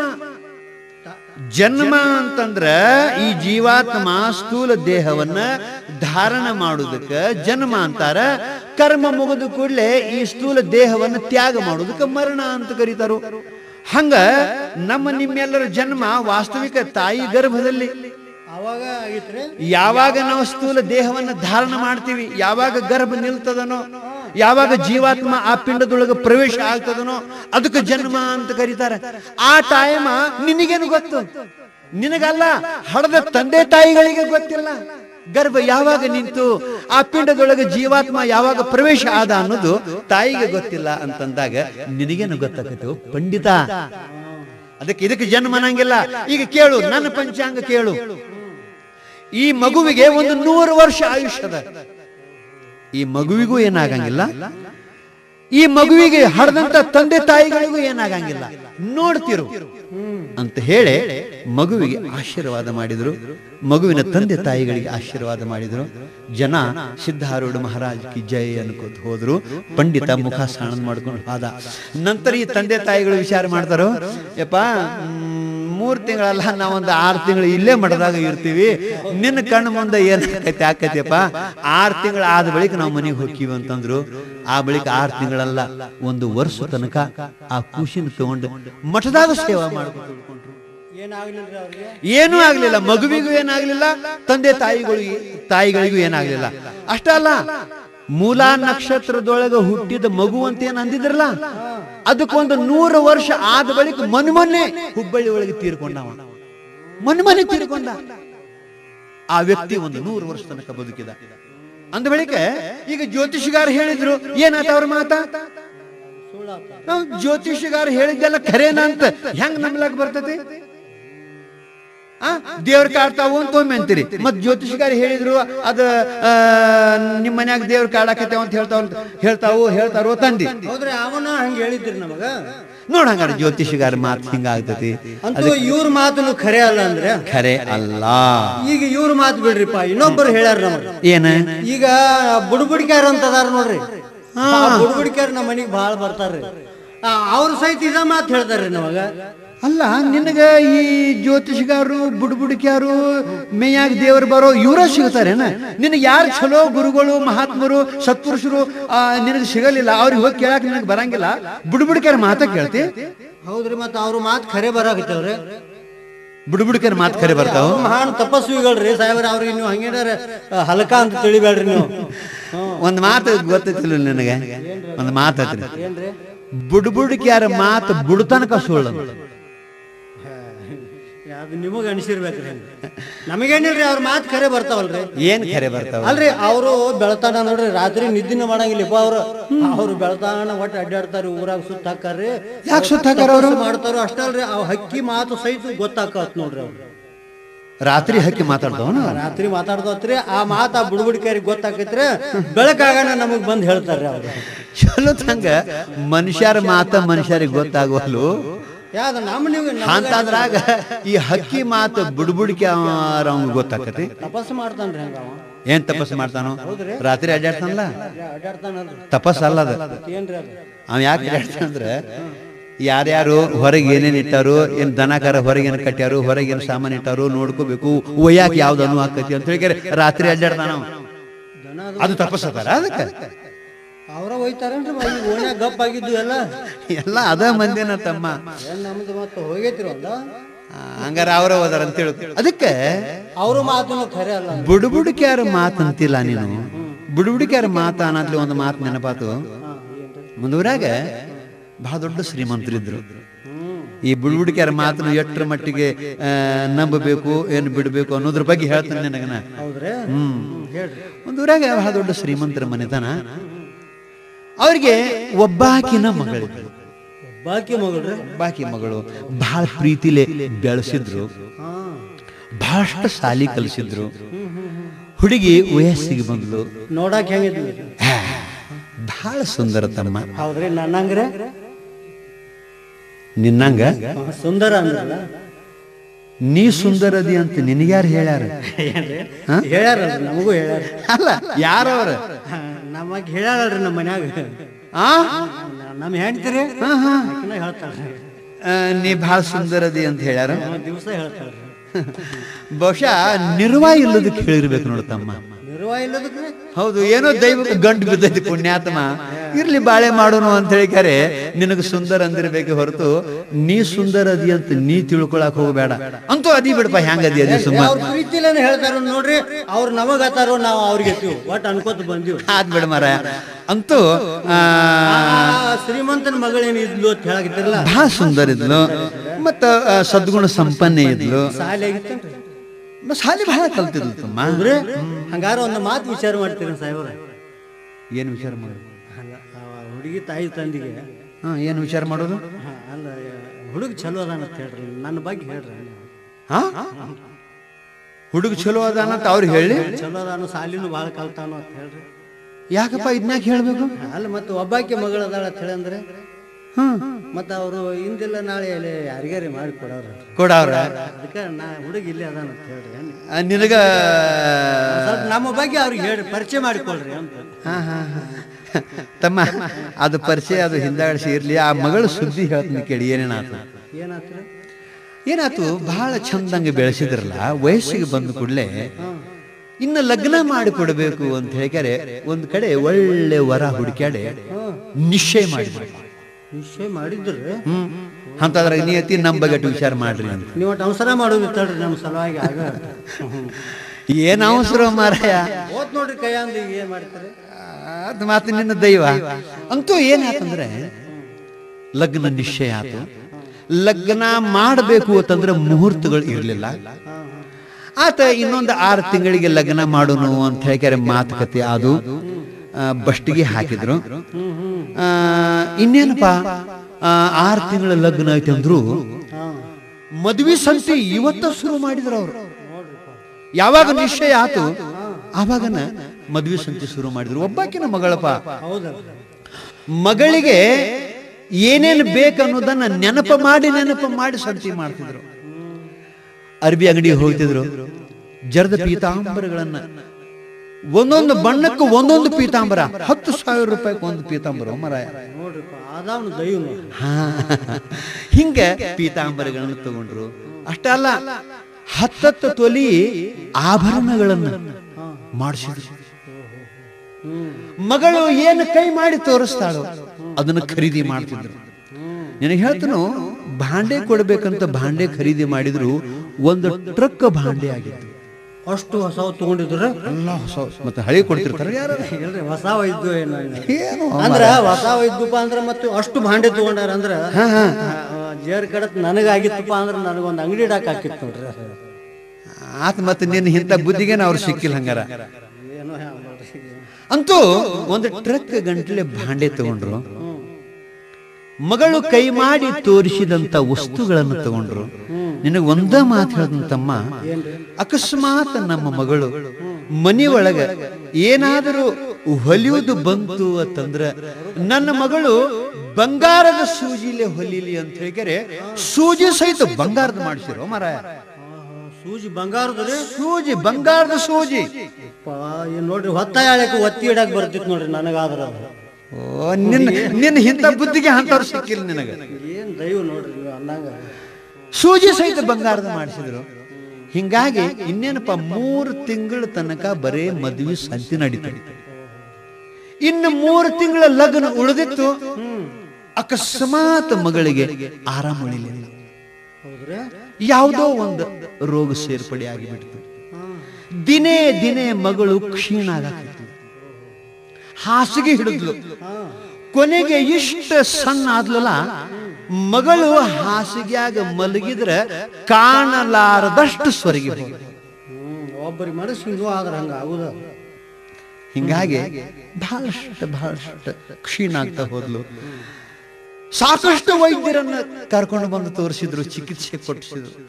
ಯಾವ ಔಷಧನೂ ಫಲ ಕೊಡಲಿಲ್ಲ. ಕೊನೆಗೆ ಅಂತ್ಯ ಸಮಯ ಬಂತು. ಮಗಳು ತಂದೆ ತಾಯಿಗಳನ್ನ ಕರೀತಾಳೆ. ಹೇಳ್ತಾಳೆ, ಯಪ್ಪ ನೀ ಬಹಳ ಸೇವಾ ಮಾಡಿದಪ್ಪ, ನನ್ನ ಸೇವಾ. ಯಪ್ಪ ಏನು ಮಾಡ್ತಿ, ನನ್ನ ದುರ್ದೈವ. ಈ ಜನ್ಮದೊಳಗ ನನಗ ಬಾಸಿಂಗ ಬಲ ಇಲ್ಲಯಪ್ಪ. ಯವ್ವ ನೀನು ಕೇಳು, ನನ್ನ ಬಹಳ ಜೋಪಾನ ಮಾಡಿದೆ. ನನ್ನ ಮಲಮೂತ್ರವನ್ನ ತೊಳೆದೆ ಬಳದೆ, ನನ್ನ ಎದೆಗೆ ಅಪ್ಪಿಕೊಂಡು ನನ್ನ ಸೇವಾ ಮಾಡಿದೆಯವ್ವ. ಆದ್ರೂ ನಾ ಈಗ ಉಳಿಯಂಗಿಲ್ಲ. ಈ ಜನ್ಮದೊಳಗ ನನಗ ಬಾಸಿಂಗ ಬಲ ಇಲ್ಲ. ನೀವು ಸೇವಾ ಮಾಡಿದ್ರಿ, ನಿಮಗ ಅನಂತ ಧನ್ಯವಾದ. ಇನ್ನು ನಾ ಬದುಕಂಗಿಲ್ಲ ಅಂತ ಮಗಳು ಅಂತಿದ್ಲು. ಅವ್ರಂದ್ರು, ನಮ್ಮ ಜೀವ ಒತ್ತಿ ಇಟ್ಟಾದ್ರೂ ಮಗಳೇ ನಿನ್ನ ಉಳಿಸ್ಕೋತೀವಿ ಅಂತಂತಿದ್ರು. ಆದರೂ ಕೊನೆಗೆ ಯಾವ ಔಷಧ ಫಲ ಕೊಡ್ಲಿಲ್ಲ, ಯಾವ ಧೈರ್ಯದ ಮಾತು ಹೇಳಿದ್ರು ಫಲ ಕೊಡ್ಲಿಲ್ಲ. ಒಂದು ದಿವಸ ಅವನ್ನ ಅಪ್ಪನ ಹೀಂಗ ನೋಡ್ಕೋತ ಕಣ್ಣು ಮುಚ್ಚಿಬಿಟ್ಲು. ಇನ್ನು ಒಂದು 8 ದಿವಸಕ್ಕೆ ಲಗ್ನ ಇತ್ತು. ಮಗಳು ಸತ್ತು ಹೋಗ್ಬಿಟ್ಲು. ಅವರಿಗೆ ಮುಗಲ ಮೈ ಮ್ಯಾಲ ಬಿದ್ದಂಗಾತು. ಬಹಳ ದುಃಖ ಮಾಡ್ಕೊಂಡ್ರು. ಅಪ್ಪ ಸಮಾಧಾನಕ್ಕಾಗಿ ಹೊರಗೆ ಅಡ್ಡಾಡ್ಕೋತ ಹೋಗ್ತಿದ್ದ. ಅವ್ವ ಮನ್ಯಾಗನ ಕುತ್ಕೊಂಡು ಮಗಳನ್ನ ನೆನಪು ಮಾಡ್ಕೋತ ಅಳುತ್ತಿದ್ಲು. ಆಕಿಗೆ ಭ್ರಮ ಹಿಂಗಾತಲ್ಲ ತಾಯಿಗೆ. ಈ ಜರದ ಪೀತಾಂಬರಿಗಳೇನಿದ್ದುಲ್ಲ ಅವನ ಒಂದೊಂದು ಉಟ್ಕೊಂಡು ಕಣ್ಣು ಮುಂದೆ ಮಗಳು ಅಡ್ಡಾಡ್ತಾಳು ಅನ್ನುವಂಗ ಆಗ್ತಿತ್ತು. ಆ ಬಳಿಕ ಲಗ್ನ ಆದ ಕೂಡಲೇ ಗಂಡನ ಮನೆಗೆ ಹೋಗುವಾಗ ಉಡಿ ತುಂಬಿಕೊಂಡು ಹೋಗ್ತಿರ್ತಾರಲ್ಲ, ಆವಾಗ ಮಗಳು ಓಣ್ಯಾಗ ಹೋಗಿ ಉಡಿ ತುಂಬಿಕೊಂಡು ಬಂದು, ಯವ್ವ ಇನ್ನು ನಾವು ಗಂಡನ ಮನೆಗೆ ಹೋಗಿ ಬರ್ತೀನೋ ಅಂತ ನಮಸ್ಕಾರ ಮಾಡಾಕ ಬಂದಾಳೇನೋ ನನ್ನ ಮಗಳು ಅನ್ನುವಂಗ ಆಗ್ತಿದ್ಲು. ಅಡಿಗೆ ಮನ್ಯಾಗ ನನ್ನ ಮಗಳು ಅಡ್ಡಾಡಕ್ ಹತ್ಯಾಳು ಅನ್ನುವಂಗ ಆಗ್ತಿತ್ತು. ಪಡಸಲ್ಯಾಗ ನನ್ನ ಮಗಳು ಅಡ್ಡಾಡಕ್ ಹತ್ಯಾಳು ಅನ್ನುವಂಗ ಆ ಹೆಣ್ಮಗಳಿಗೆ, ಆ ತಾಯಿಗೆ ಆಗ್ತಿತ್ತು. ಭ್ರಮ ಆತು. ಮತ್ತ ಏನು ಕಾಣ್ತಿದ್ದಿಲ್ಲ, ಅಳ್ಕೋತ ಕೊಂಡಿರ್ತಿದ್ಲು. ಹಿಂಗ ಒಂದು 8 ದಿವಸ ಹೋಗಿತ್ರಿ. ಅದ ಮಗಳ ಚಿಂತೆಯೊಳಗ ಕುಂತಿದ್ಲು. ಆ ಊರಾಗ ಒಬ್ಬ ಬುಡುಬುಡಿಕೆ ಬಂದ್ರಿ. ಬತ್ ನೋಡ್ರಿ ನಮ್ಮ ಮೇಳ ಬುಡುಬುಡಿಕೆ ನಮ್ಮ ಕಂಪನಿ ನಿಮ್ ಮೇಳ ಅಂದ್ರೆ ನಮ್ಮ ಮಂದಿ ಅಂದ್ರೆ ನೀವು ಬುಡುಬುಡಿಕ್ಯಾರ ನೀವು ಅಲ್ರಿ. ಮತ್ತೆ ನಮ್ಮ ಮಂದಿ ಅಂದಿಲ್ಲ. ನಾವು ಅವ್ರ ನಂಬಿರಲ್ಲ, ನಮ್ಮ ಮಂದಿ ಅವ್ರ ಮಾತು ನಂಬ್ತಿರ್ತೀರಿ, ಅವ್ರನ್ನ ಕೇಳ್ತಿರ್ತೀರಿ. ನಿಮ್ ಮಂದಿನ ಪಾತಮ್ಮ. ಆ ಬುಡುಬುಡಿಕೆ ಬಂದ. ಊರ್ ತುಂಬಾ ಅಡ್ಡಾಡ್ತಿದ್ದ, ಬಾಳ ಹಸ್ತಿದ್ದ. ಮನಿಗೆ ಹೋಗಿ ಅವ ಏನೇನೋ ಅನ್ಕೋತ ನಿಂದಿರ್ತಿದ್ದ, ಭಿಕ್ಷಾ ಬೇಡ್ತಿದ್ದ. ದುರ್ದೈವಕ್ಕ ಆ ಊರಾಗ ಒಬ್ರು ಅವನು ನೀಡಿರ್ಲಿಲ್ಲ. ಒಂದು ತುಣುಕು ರೊಟ್ಟಿ ಯಾರು ನೀಡಲಿಲ್ಲ. ಕೊನೆಗೆ ಹಸುವರ ಬಹಳ ಆಗಿತ್ತು. ಎಲ್ಲಾ ಮನೆ ಅಡ್ಡಾಡ್ತಿದ್ದ. ಎಲ್ಲಾರು ಮುಂದಕ್ಕೆ ಹೋಗೋ ಅಂತಿದ್ರು. ಕಡೀಕ ಈ ಶ್ರೀಮಂತರ ಮನೆ ಇತ್ತಲ್ಲ, ಮಗಳು ಸುತ್ತಿಲ್ಲ, ಆ ಮನೆಗೆ ಬಂದ ಬುಡುಬುಡಿಕೆ ಬಾರಿಸ್ಕೋತ ನಿಂತ. ಹಂಗಾರ ಆ ಹೆಣ್ಮಗಳು ಬುಡುಬುಡಿಕೆಯರ ಮಾತಿನ ಮ್ಯಾಲೂ ವಿಶ್ವಾಸ ಇದ್ದಂತ ಹೆಣ್ಮಗಳು. ಅದಕ್ಕಾಕಿ ಓಡಿ ಬರ್ತಾಳೆ. ಓಡಿ ಬಂದ ಕ್ಯಾರೆ, ಯಪ್ಪ ಬಂದಿ ಬಹಳ ಚಲೋ ಆತ ಯಪ್ಪ ನೀನು ದೇವರಂತ ಮನುಷ್ಯನೋ ಯಪ್ಪ ಅಂತ ಅನ್ಕೋತ ಬಂದ್ಲು. ಅವಾಗ ಇವ ಬಹಳ ಹಸ್ತಿದ್ದ. ಒಂದು ರೊಟ್ಟಿನೂ ತಂದಿದ್ದಿಲ್ಲ, ಕೈಯಾಗ ಏನೂ ಇಲ್ಲ. ಹಂಗ ಬಹಳ ಚಲೋ ಆತ ನಮ್ಮಪ್ಪ ಅನ್ಕೋತ ಬಂದ್ಲು. ಏನಿದ್ವು ಅಂತ ಹೇಳ್ಕ್ಯಾರೆ ಸುಮ್ಮನೆ ನಿಂತಿದ್ದ. ಯಪ್ಪ ಬಂದಿ ಬಹಳ ಚಲೋ ಆತು, ಎಲ್ಲಿಂದ ಬಂದಿ ಅಂತ ಕೇಳಿದ್ಲು. ಹಸದು ಸಿಟ್ಟು ಬಂದಿತ್ತು ಅವನಿಗೆ. ಒಂದು ರೊಟ್ಟಿ ಇಲ್ಲ, ಒಂದು ಏನಿಲ್ಲ, ಎಲ್ಲಿಂದ ಬಂದಿ ಅಂದ್ಕೂಡ್ಲಿ ಅವ್ನು ಸಿಟ್ಟಿಗೆ ಬಂದೇನಂತ, ಸುಡುಗಾಡದಿಂದ ಬನ್ನಿ ಅಂತ. ಸುಡುಗಾಡದಿಂದ ಬನ್ನಿವ, ಏನ್ ಮಾಡಾಕಿ? ಸುಡುಗಾಡದಿಂದ ಬನ್ನಿ ನೋಡಿ ಅಂದ್ಕೂಡ್ಲೆ ಬಾಳ ಚಲೋ ಆತ. ನಮ್ಮಪ್ಪ ನಮ್ಮ ಮಗಳು 8 ದಿವಸದ ಹಿಂದೆ ಸತ್ತಿದ್ಲು, ಅದ ಸುಡುಗಾಡದಾಗ ಹಾಕಿ ನಮ್ಮ ಮಗಳನ್ನ ಬಂದದೀವಿ, ನಾವು ಮಣ್ಣಾಗ ಹಾಕಿ ಬಂದದೀವಿ. ಯಪ್ಪ ನೀ ಸುಡುಗಾಡದಾಗಿ ರಾಮ, ಸುಡುಗಾಡದಿಂದ ಬಂದಿ ಅಂತಂದ್ರೆ ಯಪ್ಪ ನಮ್ಮ ಮಗಳು ಹೆಂಗದಾಳು ಅಂತ ಕೇಳಿದ್ಲು. ಹಿಂಗ್ ಕೇಳಿದ್ಲು. ಅವಂದ ಸತ್ತ ಮಗಳು 8 ದಿವಸದ ಹಿಂದೆ ಸತ್ತ ಮಗಳು ಹೆಂಗ ಅದಾಳ ಅಂತ ಕೇಳ್ತಾಳಂದ್ರ ಇಲ್ಲಿ ನನ್ನ ಕೆಲಸ ಹಾಕತ್ತೆ ಅಂದ ಬೆರಿಕೆ. ಅವಂತಾನ ಏನ್ ಹೇಳಿಪ್ಪ ನಿನ್ನ ಮಗಳು ಸುದ್ದಿ, ಬರೇ ಕುತ್ರ ನಿತ್ರ ನಿನ್ನ ನೆನಸ್ತ. ನನಗೆ ಹೇಳಿ ಕಳ್ಸ್ಯಾಳ, ನಮ್ಮ ಅವ್ವನಂತೆ ಹೋಗ್ರಿ, ನಮ್ಮ ಅವ್ವನಂತೆ ಹೋಗಿ ನನ್ನ ಸುದ್ದಿ ಹೇಳಿ ಬರ್ರಿ, ನನ್ನ ಮಗಳ ನಮ್ಮ ಅವ್ವನ ಮಾತಾಡ್ಸಿ ಬರ್ರಿ ಅಂತ ಹೇಳಿ ಕಳ್ಸ್ಯಾಳು. ಅದಕ್ಕೆ ಊರಾಗ ಹುಡುಕಾಡ್ಕೋತ ಬನ್ನಿವ, ಅದು ನಿಮ್ಮ ಮನಿ ಅನ್ನೋದು ಈಗ ಗೊತ್ತಾತು. ನೀ ಹೇಳಿದ ಕೂಡ್ಲೆ ಯವ್ವ ಏನ್ ಹೇಳುವ, ಕುತ್ರ ನಿತ್ರ ನಿನ್ನ ಮಗಳು ಬರೀ ನಿನ್ನ ನೆನಸ್ತಾಳು ಇಂಥ ಮಾತು ಹೇಳಿದ್ರ ಬುಡ್ಬುಡಿಕೆ ಹೇಳಿದ. ಅವಾಗ ಈ ಹೆಣ್ಮಗಳಂದು, ನೆನಸಲಾರ್ದ ಏನ್ ಮಾಡ್ತಾಳೋ ತಮ್ಮ, ಒಬ್ಬಾಕಿನ ಮಗಳು ಇನ್ 8 ದಿವಸಕ್ಕೆ ಲಗ್ನ ಇತ್ತು, ಏನ್ ಮಾಡ್ತೀವಿ? ಒಂದು ರೋಗ ಬಂದ್ ಕ್ಯಾರಕಿನ ಓದು ಬಿಡ್ತು. ಲಗ್ನಕ್ಕೆ ನಾವು ಏನೇನು ಖರೀದಿ ಮಾಡಿದೀವಿ ಅಂದಿನಿ, ಪೀತಾಂಬರಗಳನ್ನ ಖರೀದಿ ಮಾಡಿದೀವಿ, ಬಂಗಾರದ ಆಭರಣಗಳನ್ನ ಖರೀದಿ ಮಾಡಿದೀವಿ, ಸೂಜಿ ಸಹಿತ ಏನಪ್ಪ ಬಂಗಾರದ ಮಾಡಿಸಿಟ್ಟಿವಿ. ಏನ್ ಮಾಡ್ತೀವಿ? ಮಗಳು ಸತ್ ಹೋದ್ಲು ಅಂದ್ಕೊಳ್ಳಿ. ಅವಂದ, ಯವ್ವ ಯವ್ವ ನಿನ್ನ ಮಗಳು ಹೇಳ್ಯಾಳು, ನನ್ನ ಮದುವೆಗೆ ಏನೇನ ಖರೀದಿ ಮಾಡ್ಯಾರಲ್ಲ ನಮ್ಮ ಅವ್ವ ಅಪ್ಪ, ಅವನು ಇಸ್ಕೊಂಡು ಬರ್ರಿ ಅಂತ ನನ್ನ ಕಳಿಸ್ಯಾಳ. ಆಕೆ ಬತ್ಲೇ ಅದಾಳಲ್ಲೇ ಸುಡುಗಾಡದೊಳಗ, ಜರದ ಪೀತಾಂಬರಿಗಳನ್ನು ಬೇಡ್ಯಾಳು, ಬಂಗಾರದ ಆಭರಣಗಳನ್ನು ಬೇಡ್ಯಾಳು, ನಮ್ಮ ಅವನಂತೆ ಹೋಗಿ ಇಸ್ಕೊಂಡು ಬರ್ರಿ ಅಂತ ಕಳಿಸ್ಯಾಳು ಅಂತ ಇವ ಹೇಳಿದ. ಹೌದಯ್ಯಪ್ಪ, ನನ್ನ ಮಗಳಿಗಾಗಿ ನಾವು ಪ್ರೀತಿಲೇ ಮಾಡಿಸಿದ್ದು, ಮತ್ತು ಮಗಳಿಗೆ ಕೊಡ್ಲಾರ್ದ ಇನ್ಯಾರಿಗೆ ಕೊಡ್ದತಿ? ನಿಂದ್ರ ತಮ್ಮ ಗಂಟು ಕಟ್ಟಿ ಕೊಡ್ತು ಅಂತ ಹೇಳಿಕೆರೆ ಒಂದು ಅರಿವ್ಯಾಗ ಜರದ ಪೀತಾಂಬರಿಗಳನ್ನ, ಬಂಗಾರದ ಆಭರಣಗಳನ್ನ ಎಲ್ಲ ಕಟ್ಟಿ ಒಂದು ದ್ವಾರದ ಗಂಟು ಮಾಡಿ, ಯಪ್ಪ ತಗೋ ನನ್ನ ಮಗಳಿಗೆ ಓದ್ಕೊಡ, ನನ್ನ ಮಗಳಿಗೆ ಓದ್ಕೊಡ ಅಂತ ಕೊಟ್ಬಿಟ್ಲು. ಇವು ತಗೊಂಡು ಬರಾರಿ ಮತ್ ಸಿಕ್ಕೈತಲ್ರಿ ಗಂಟು, ಯಾಕೆ ನಿಂದಿರ್ತಾನ? ವಾದ ಅಷ್ಟ್ರೊಳಗೆ ಗಂಡ ಬಂದ್ರಿ, ಹೊರಗೆ ಹೋಗಿದ್ದ. ಏನ್ರಿ ಎಲ್ಲಿ ಹೋಗಿದ್ರಿ? ಬರೀ ಮನಿ ತಿರುಕೋತ್ ಹೋಗಿರಿ. ನಮ್ಮ ಮಗಳು ಸುಡುಗಾಡದಿಂದ ಬುಡ್ಬುಡಿಕೆನ ಕಳಿಸಿದ್ಲು. ಆಕಿ ಪೀತಾಂಬರ ಬೇಡಿದ್ಲು, ಬಂಗಾರದ ಆಭರಣಗಳನ್ನ ಬೇಡಿದ್ಲು. ಬುಡ್ಬುಡಿಕೆ ಬಂದು ಹೇಳಿದ ಅನ್ಕುಳ್ಳೆ ಏನಾದ್ರು ಗಂಡು ಮಗ ಅವ. ಅವಂಗ ಆಶ್ಚರ್ಯ ಆತು, ಇದೇನೋ ಮೋಸ ಕಾಣ್ತತಿ. ಅವ ಹಿಂಗಂದ್ರೆ ನೀ ಏನು ಮಾಡಿದಿ ಅಂತ ಕೇಳಿದ. ಏನಿಲ್ಲ, ಮತ್ತ ಮಗಳಿಗೆ ಬೇಕಾದದ್ದು ಏನ್ ನಾವು ಖರೀದಿ ಮಾಡಿದೀವಿ ಅದನ್ನ ಗಂಟು ಕೊಟ್ಟು ಕಳ್ಸಿನಿ. ಅವಂದ ಮೊದಲು ಅವ್ ಯಾಕಡೆ ಹೋದ ಹೇಳಿ ಹಿಂದಾಡ್ಸಿ ಮಾತಾಡುನು ಅಂದ. ಅವ್ ಈ ಕಡೆ ಹೋದ್ ನೋಡ್ರಿ ಅಂತ ತೋರಿಸಿದ್ಲು. ಇವ ಕುದುರೆ ತಗೊಂಡು ಕೆರೆ ಬೆಣ್ಣ ಹತ್ತಿದ. ಅವ್ ಬುಡ್ಬುಡಿಕೆ ಗಂಟು ಹೊತ್ಕೊಂಡು ಕೆರೆ ಹಿಂದೆ ನೋಡುದು ಮುಂದೆ ಓಡುದು, ಹಿಂದೆ ನೋಡುದು ಮುಂದೆ ಓಡುದು ಅವ್ ಮಾಡ್ತಿದ್ದ. ಇವ ಕುದುರೆ ಬೆಣ್ಣ ಹಚ್ಚಿದ, ಕುದುರೆ ತಗೊಂಡು ಬೆಣ್ಣ ಹಚ್ಚಿದ. ಯಾವಾಗ ಕುದುರೆ ಸೊಪ್ಪಳು ಕೇಳಿತೋ ತಿರುಗಿ ನೋಡ್ತಾನ, ಈ ಕುದುರೆ ನನ್ನ ಹಿಡಿಯಾಕ ಬಂದತಿ ಅಂತ ತಿಳ್ಕೊಂಡು ಅವನ ಆ ಬುಡ್ಬುಡಿಕೆ ಆ ಕಡೆ ಹೋಗುದ್ರೊಳಗ ಒಂದು ಕಬ್ಬಿನ ಪಡ ಬತ್ರಿ. ಕಬ್ಬಿನ ಪಡದಾಗ ಹೋದ. ಎಲ್ಲಿ ಹೋಗಿ ನಿನ್ನ ಬಿಡಂಗಿಲ್ಲ ಅಂತ ಹೇಳಿಕೆರೆ ಅವ ಬಂದು ಕುದುರೆ ಇಳಿದ. ಅವ ಆ ಬುಡ್ಬುಡಿಕೆನ ಹಿಡಿಬೇಕಂತ ಹೇಳಿಕೆರೆ ಕಬ್ಬಿನ ಪಡದಾಗ ಹೋದ. ಇವ್ ಈ ಕಡೆ ಹೋಗೋದಕ್ಕೆ ಇವ್ ಈ ಕಡೆ ಬಂದು ಅದ ಕುದುರೆ ಮ್ಯಾಲ ಕುತ್ಕೊಂಡ ಇವ್ ಬುಡ್ಬುಡಿಕೆ ಕುದುರೆ ಹೊಡೆದ್ಬಿಟ್ಟ. ಕುದುರೆ ಬುಡ್ಬುಡಿಕೆನ ಹೋದ್ರೆ ಬುಡ್ಬುಡಿಕೆ ಹೋದ. ಯಾವಾಗ ಕುದುರೆ ಓಡಾಕಿತ್ತು ಮತ್ತ ಅವಾಗ ಇವ್ ಬಂದು ನೋಡ್ತಾನ, ಕುದುರೆ ಹೋಗಿ ಬಿಟ್ಟಿತ್ತು. ಮುಖ ಸಾಣದ ಮಾಡ್ಕೊಂಡ ಮನಿಗೆ ಬಂದ. ಹೆಂಡತಿ ಕೇಳ್ತಾಳ, ಭೇಟಿ ಆಗಿದ್ದೇನ್ರಿ, ಮಗಳಿಗೆ ಏನಾರ ಹೇಳಿರೇನ್ರಿ ಅಂತ ಕೇಳ್ತಾಳು. ಏನ್ ಹೇಳೋದೆಲ್ಲ ಹೇಳಿನಿ, ನೀ ಏನ್ ಮಾಡ್ಬೇಕಾದನ್ನೆಲ್ಲ ಮಾಡಿದಿ. ನೋಡು, ಮಗಳ ಸಲುವಾಗಿ ಇದ್ದ ಗಂಟೆಲ್ಲ ನೀನು ಕೊಟ್ಟು ಕಳಿಸಿದಿ. ನಾ ಹೋಗಿ ಏನು ಮಾಡಿನಂದ್ರ, ತಮ್ಮ ಹೊತ್ಕೊಂಡು ಹೋಗೋದು ಬೇಡ, ವಜ್ಜಾಕತಿ, ಕುದುರೆ ಮ್ಯಾಲ ಇಟ್ಕೊಂಡು ಹೋಗಪ್ಪ ಅಂತ ನಾ ಕುದುರೆ ಕೊಟ್ಟು ಬನ್ನಿ ಅಂದ. ಬಾಳ ಚಲೋ ಮಾಡಿದ್ರಿ ಅಂತ ಈಕೆಂತ. ಇಂಥ ಹುಚ್ಚ ಜನ, ಗುರುವಿನ ಮಾತು ನಂಬಲಾರದವರು, ಶಾಸ್ತ್ರದ ಮಾತು ನಂಬಲಾರದವರು, ತಪಸ್ವಿಗಳ ಮಾತು ನಂಬಲಾರದವರು, ಈ ಬುಡ್ಬುಡಿಕ್ಯಾರ ಮಾತೇನ್ ನಂಬ್ತಾರಲ್ಲ ನಿಮ್ಮಂತ ಮಂದಿ ಹಿಂಗ ಹಾಳಾಗಿ ಹೋಗ್ತಾರ. ಬುಡ್ಬುಡಿಕ್ಯಾರ ಮಾತಾರ ಎಲ್ಲಿ ಖರೇಪ ಅವರು ಸುಳ್ಳು ಏನಕ್ಕೆ ಏನಾರು ಹೇಳ್ಕ್ಯಾರ ಗಂಟ ಓದಲ್ರಿ ಗಂಟೆ ಹೋದ್ರು ಅವ್ರ ಮನಿನ ಹಾಳಾಗಿ ಹೋತಲ್ಲಪ್ಪ. ಪಾಪ ಮನಿನ ಹಾಳಾತು, ಇದ್ದ ಮಗಳನು ಹಾದ್ಲು, ಗಂಟನು ಹೋತು. ಮತ್ತ ಅಲ್ರಿ ಅವ್ರಿಗೆ ಮತ್ತೆ ಮಕ್ಕಳು ಇದ್ದು ಏನ್ರಿ? ಇಲ್ಲ, ಅವ್ರಿಗೇನು ಮಕ್ಳು ಇದ್ದಿಲ್ಲಪ್ಪ. ಒಬ್ಬಾಕಿನ ಮಗಳು ಸತ್ತು ಹೋದ್ಲು. ಇನ್ಯಾರು ಇಲ್ರಿ ಅವ್ರಿಗೆ? ಇನ್ಯಾರು ಇಲ್ಲ. ಹಂಗಾರ ನನ್ನ ಉಡ್ಯಾಗ ಹಾಕೋತಾರ ಏನ್ ಕೇಳ್ರಲ್ಲ, ಒಂದು ಮಾತು ವಿಚಾರ ಮಾಡ್ರಿ. ಅದಾರ್ರಿ ಮುದುಕ ಮುದುಕಿ ಇಬ್ರು ಅದಾರಲ್ಲ, ನಿನ್ನ ಉಡ್ಯಾಗ ಹಾಕೋತಾರ ಏನ್ ಕೇಳ್ರಿ? ಉಡ್ಯಾಗ ಹಾಕಿರ ನೀ ಏನ್ ಮಾಡ್ತೀಪ? ಉಡ್ಯಾಗ ಹಾಕಿರ ಹೊಟ್ಟಿ ನೆತ್ತಿ ನೋಡಿಕೆ ಅವ್ರಿಗೆ ಮಣ್ಣು ಕೊಡ್ತಾನ್ರಿ. ಹಂಗ ಮಾಡಬೇಡ ನೀ. ಮೊದಲು ಮಣ್ಣು ಕೊಡ, ಹಿಂದಾಡ್ಸಿ ಹೊಟ್ಟಿ ನೆತ್ತಿ ನೋಡಿ. ಅವು ಮಗಳ ಸತ್ತ ದುಃಖನ್ಯಾಗ ಅವು ಒದ್ದಾಡುವಾಗ ಮತ್ತ ಅವ್ರ ಆಸ್ತಿಗೆ ನೀ ಹೋಗವ. ಅಲ್ಲಿ ಪಾಪ ಯಾರು ಇದ್ದಿಲ್ರಲ್ಲ, ಅದಕ್ಕೆ ಅವ್ರಿಗೆ ದತ್ತಕ ಆಗ್ಬೇಕಂತ ವಿಚಾರಿಸ್ತಾರೆ. ಹಾ ಹಾ ಹಾ ಅವ್ರ ಮುದುಕ ಮುದುಕಿ ಇನ್ಯಾಗ ಹೊಟ್ಟಿ ತುಂಬ್ಕೋಬೇಕು? ಯಾರು ಸೇವಾ ಮಾಡವ್ರಿ ಅವ್ರು?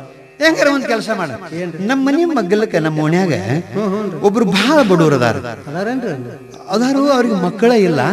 ಪಾಪ ಗುಡಿಸಲ್ದಾಗ ಅಂಬ್ಲಿ ಕಾಸ್ಕೋತ ಕುಡಿತಿರ್ತಾರು. ಮತ್ತ ಅವ್ರಿಗೆ ನೀ ದತ್ತಕ್ ಆಗಿಬಿಡಲ್ಲ, ನಿನ್ನ ಓದ ಅವ್ರ ಉಡ್ಯಾಗ ಹಾಕಿಬಿಡ್ತ ನಡಿಲ್ಲ. ಅಲ್ಲೇ ಅಲ್ಲಿ ನೀವ ಹೋಗಿರಲ್ಲ, ನಾವು ಬೇಡ್ರಿ. ಯಾಕೆ? ಏನ್ ಮಾಡುದ್ರಿ ಅಲ್ಲೇ ಹೋಗಿ? ಈಗ ನಾವ್ ಒಂದ್ ಕಡೆ ಮಾತು ಕೊಟ್ಟನ. ನೀ ಎಲ್ಲ ಮಾತು ಕೊಟ್ಟದಿ, ಅವರು ಸತ್ ಹೋಗ್ಯಾರ. ಏನ್ ಮಾಡ? ಒಟ್ಟಾರೆ ನಮ್ಮ ದೈವ ಸುಮಾರು. ಅದಕ್ಕೆ ತಮ್ಮ, ಈ ದೇವರ ಕಾಡ್ತಾವು ಅನ್ನೋದಾಗಲಿ, ಜ್ಯೋತಿಷಗಾರರು ಹಿಂಗ ಹೇಳ್ಯಾರು ಅನ್ನೋದಾಗಲಿ, ಬುಡುಬುಡಿಕ್ಯಾರು ಹಿಂಗ ಹೇಳ್ಯಾರು ಅನ್ನೋದಾಗಲಿ, ಅದೆಲ್ಲ ಅಷ್ಟು ಸರಿಯಾದ ಮಾತಲ್ಲಪ್ಪ. ಅದಕ್ಕೆ ನೀ ಒಂದು ಮಾತು ತಿಳ್ಕೊ, ದೇವರ ಕಾಡ್ತಾವು ಅನ್ನೋದನ್ನ ಒಟ್ಟು ನಿತ್ತಲೆ ಅಂತ. ಮತ್ತ ನಮಗ್ ಕಾಡುದು ಯಾವ್ದಂದ್ರೆ, ನಿಮ್ಮನ್ನ ಕಾಡುದು ನಿಮ್ಮ ಪಾಪ ಕರ್ಮ. ಕಾಯ ವಾಚ ಮನಸ ಏನ ತ್ರಿಕರಣ ಪೂರ್ವಕವಾಗಿ ನೀವೇನ ಪಾಪ ಕರ್ಮಗಳನ್ನ ಮಾಡ್ತಿರಲ್ಲ, ಆ ಪಾಪ ಕರ್ಮಗಳು ಸಂಸ್ಕಾರಕ್ಕನುಸಾರವಾಗಿ ಆ ರೂಪವನ್ನು ತಾಳಿ ನಿಮ್ಮನ್ನ ಕಾಡ್ತಾವೆ ಹೊರತು ವಾಸ್ತವಿಕ ದೇವರು ಕಾಡಂಗಿಲ್ಲ. ದೇವರು ಪರಮ ದಯಾ ಸಾಗರ. ಇದನ್ನ ತಿಳ್ಕೊ. ದೇವ್ರು ಕಾಡಂಗಿಲ್ಲ, ನಮ್ಮ ಪಾಪ ಕರ್ಮನ ನಮಗ್ ಕಾಡ್ತೈತಿ, ನಿಮ್ಮನ್ನ ಕಾಡ್ತೈತಿ ಅನ್ನೋದಕ್ಕೆ ಒಬ್ರು ಒಂದು ಚಂದ ಒಂದು ಪದ ಬರದಾರ ಹೇಳ್ದ ಕೇಳಿ. ಸುಮ್ಮನೆ ನಿನಗ ಓದಿ ಹೇಳ್ತಾನೆ ಅದನ್ನ. ಅವ್ರು ಹೇಳ್ತಾರೆ, ಕಾಡುವುದಿಲ್ಲಯ್ಯ ದೇವರು ಕಾಡುವುದಿಲ್ಲಯ್ಯ, ಕಾಡುವ ದೇವರು ಬೇಡುವ ದೇವರು ದೇವರೇ ಅಲ್ಲಯ್ಯ, ದೇವರು ಕಾಡುವುದಿಲ್ಲಯ್ಯ. ನೀವು ಮಾಡು ಪಾಪ ನಿಮ್ಮನ್ನ ಕಾಡ್ತೈತೆ ಅನ್ನೋದಕ್ಕೆ ಬರೀತಾರ ಅವರು. ಕಣ್ಣುಗಳಿಂದ ಸೊನ್ನೆಯ ಮಾಡುತ್ತ ಅನ್ಯರ ದ್ರವ್ಯಕ್ಕೆ ಕನ್ನವ ಹಾಕುತ್ತ, ಕಣ್ಣುಗಳಿಂದ ಸೊನ್ನೆಯ ಮಾಡುತ್ತ ಅನ್ಯರ ದ್ರವ್ಯಕ್ಕೆ ಕನ್ನವ ಹಾಕುತ್ತ, ಮಣ್ಣಿನ ಆಸೆ ಮನದೊಳು ತುಂಬಿ ಬಣ್ಣದ ಮಾತಲ್ಲಿ ಮೋಸವ ಮಾಡುತ್ತ, ತಿನ್ನುವ ಮನುಜಗೆ ಪಾಪವೇ ಅವನಿಗೆ ಚೆನ್ನಾಗಿ ಕಾಡುವುದು, ದೇವರು ಕಾಡುವುದಿಲ್ಲಯ್ಯ ಅಂತ ಹೇಳ್ತಾರೆ. ಆಮೇಲೆ ಉರಿಯಲ್ಲಾಗಲಿ ಗಿರಿಯಲ್ಲಾಗಲಿ ಧರ್ಮವೇ ನಮ್ಮನ್ನು ಕಾಯುವುದು, ಅಡವಿಯಲ್ಲಾಗಲಿ ಮಡುವಿನಲ್ಲಾಗಲಿ ಪುಣ್ಯವೇ ನಮ್ಮನ್ನು ರಕ್ಷಿಪುದು. ಬಡತನ ರೂಪದಿ ರೋಗದ ರೂಪದಿ, ಬಡತನ ರೂಪದಿ ರೋಗದ ರೂಪದಿ ನಮ್ಮ ಪಾಪ ನಮ್ಮ ಕಾಡುವುದು, ಕಾಡುವುದಿಲ್ಲಯ್ಯ ದೇವರು ಕಾಡುವುದಿಲ್ಲಯ್ಯ. ಹಂಗಾರೆ ಇನ್ನೇನು ಮಾಡ್ಬೇಕು ಅಂತ ಕೇಳಿದ್ರೆ, ಸುಜನರ ಕೂಡುತ್ತ ಭಜನೆಯ ಮಾಡುತ್ತ ಬಸವನ ಕರೆದರೆ ಬರುವನು, ಬೇಡಿದ ವರಗಳ ನೀಡುತ್ತ ಕರಗಳ ಪಿಡಿದು ಸುಖವನ್ನು ನೀಡುವನು, ಮರೆತರೆ ಪಾಪ ಆಗುತ್ತ ಶಾಪ.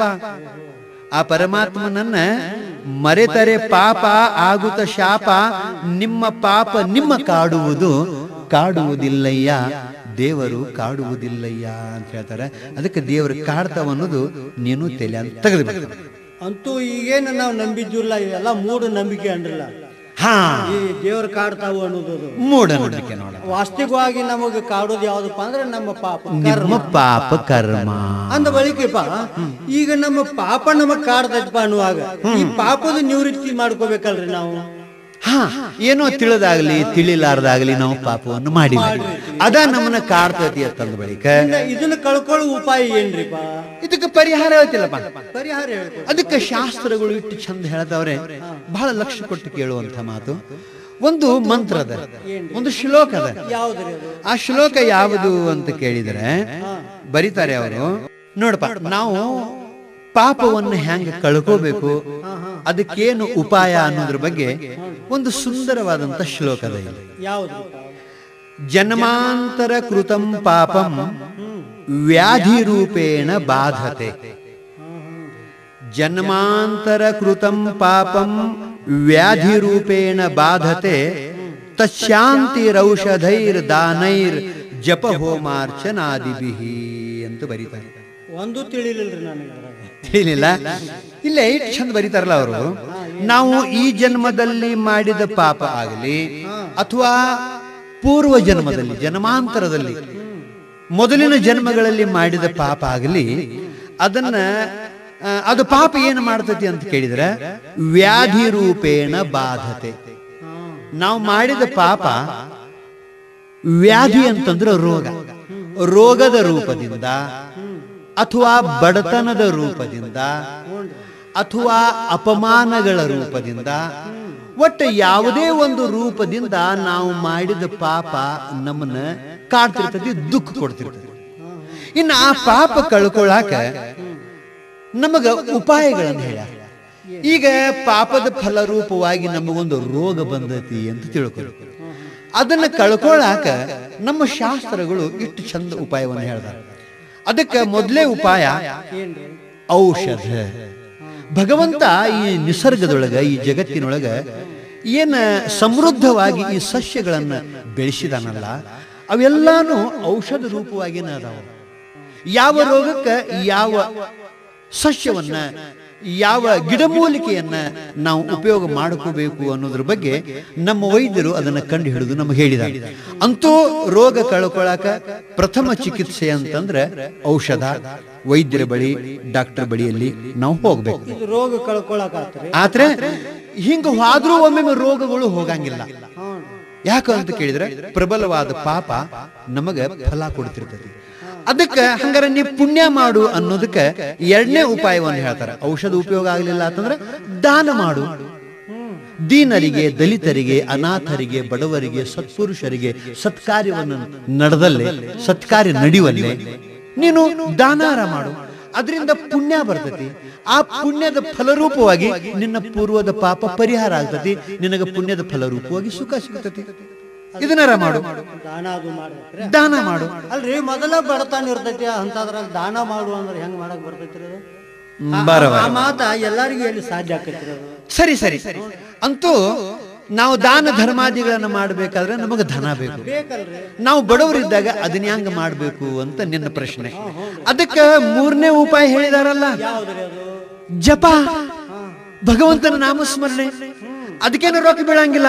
ಈಗ ಓಂ ನಮಃ ಶಿವಾಯ ಅನ್ನೋದಕ್ಕಾಗಲಿ, ಓಂ ನಮೋ ನಾರಾಯಣ ಅನ್ನೋದಕ್ಕಾಗಲಿ, ಲಾ ಇಲಾಹ ಇಲ್ಲಲ್ಲಾ ಅನ್ನೋದಕ್ಕಾಗಲಿ, ಭಗವಂತನ ನಾಮಸ್ಮರಣೆ ಮಾಡ್ಲಾಕ ಇದಕ್ಕೇನು ರೊಕ್ಕ ಬೀಳಂಗಿಲ್ಲ, ಖರ್ಚೇ ಇಲ್ಲ. ಮತ್ತೆ ಇದನ್ನಾರ ಮಾಡ್ರಿ. ಈ ನಾಮದ ಬಲದಿಂದ ನಿಮ್ಮ ಪಾಪ ಪರಿಹಾರ ಆಗ್ತದೆ.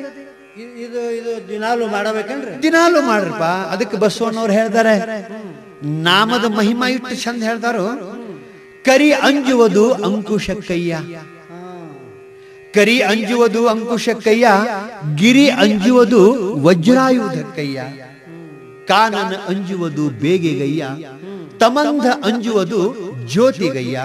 ಅದರಂತೆ ಪಂಚಮಹಾಪಾತಕ ಅಂಜುವುದು ಕೂಡಲ ಸಂಗಮ ದೇವ ನಿನ್ನ ನಾಮಕ್ಕಯ್ಯ ಅಂತ ಬರೀತಾರೆ.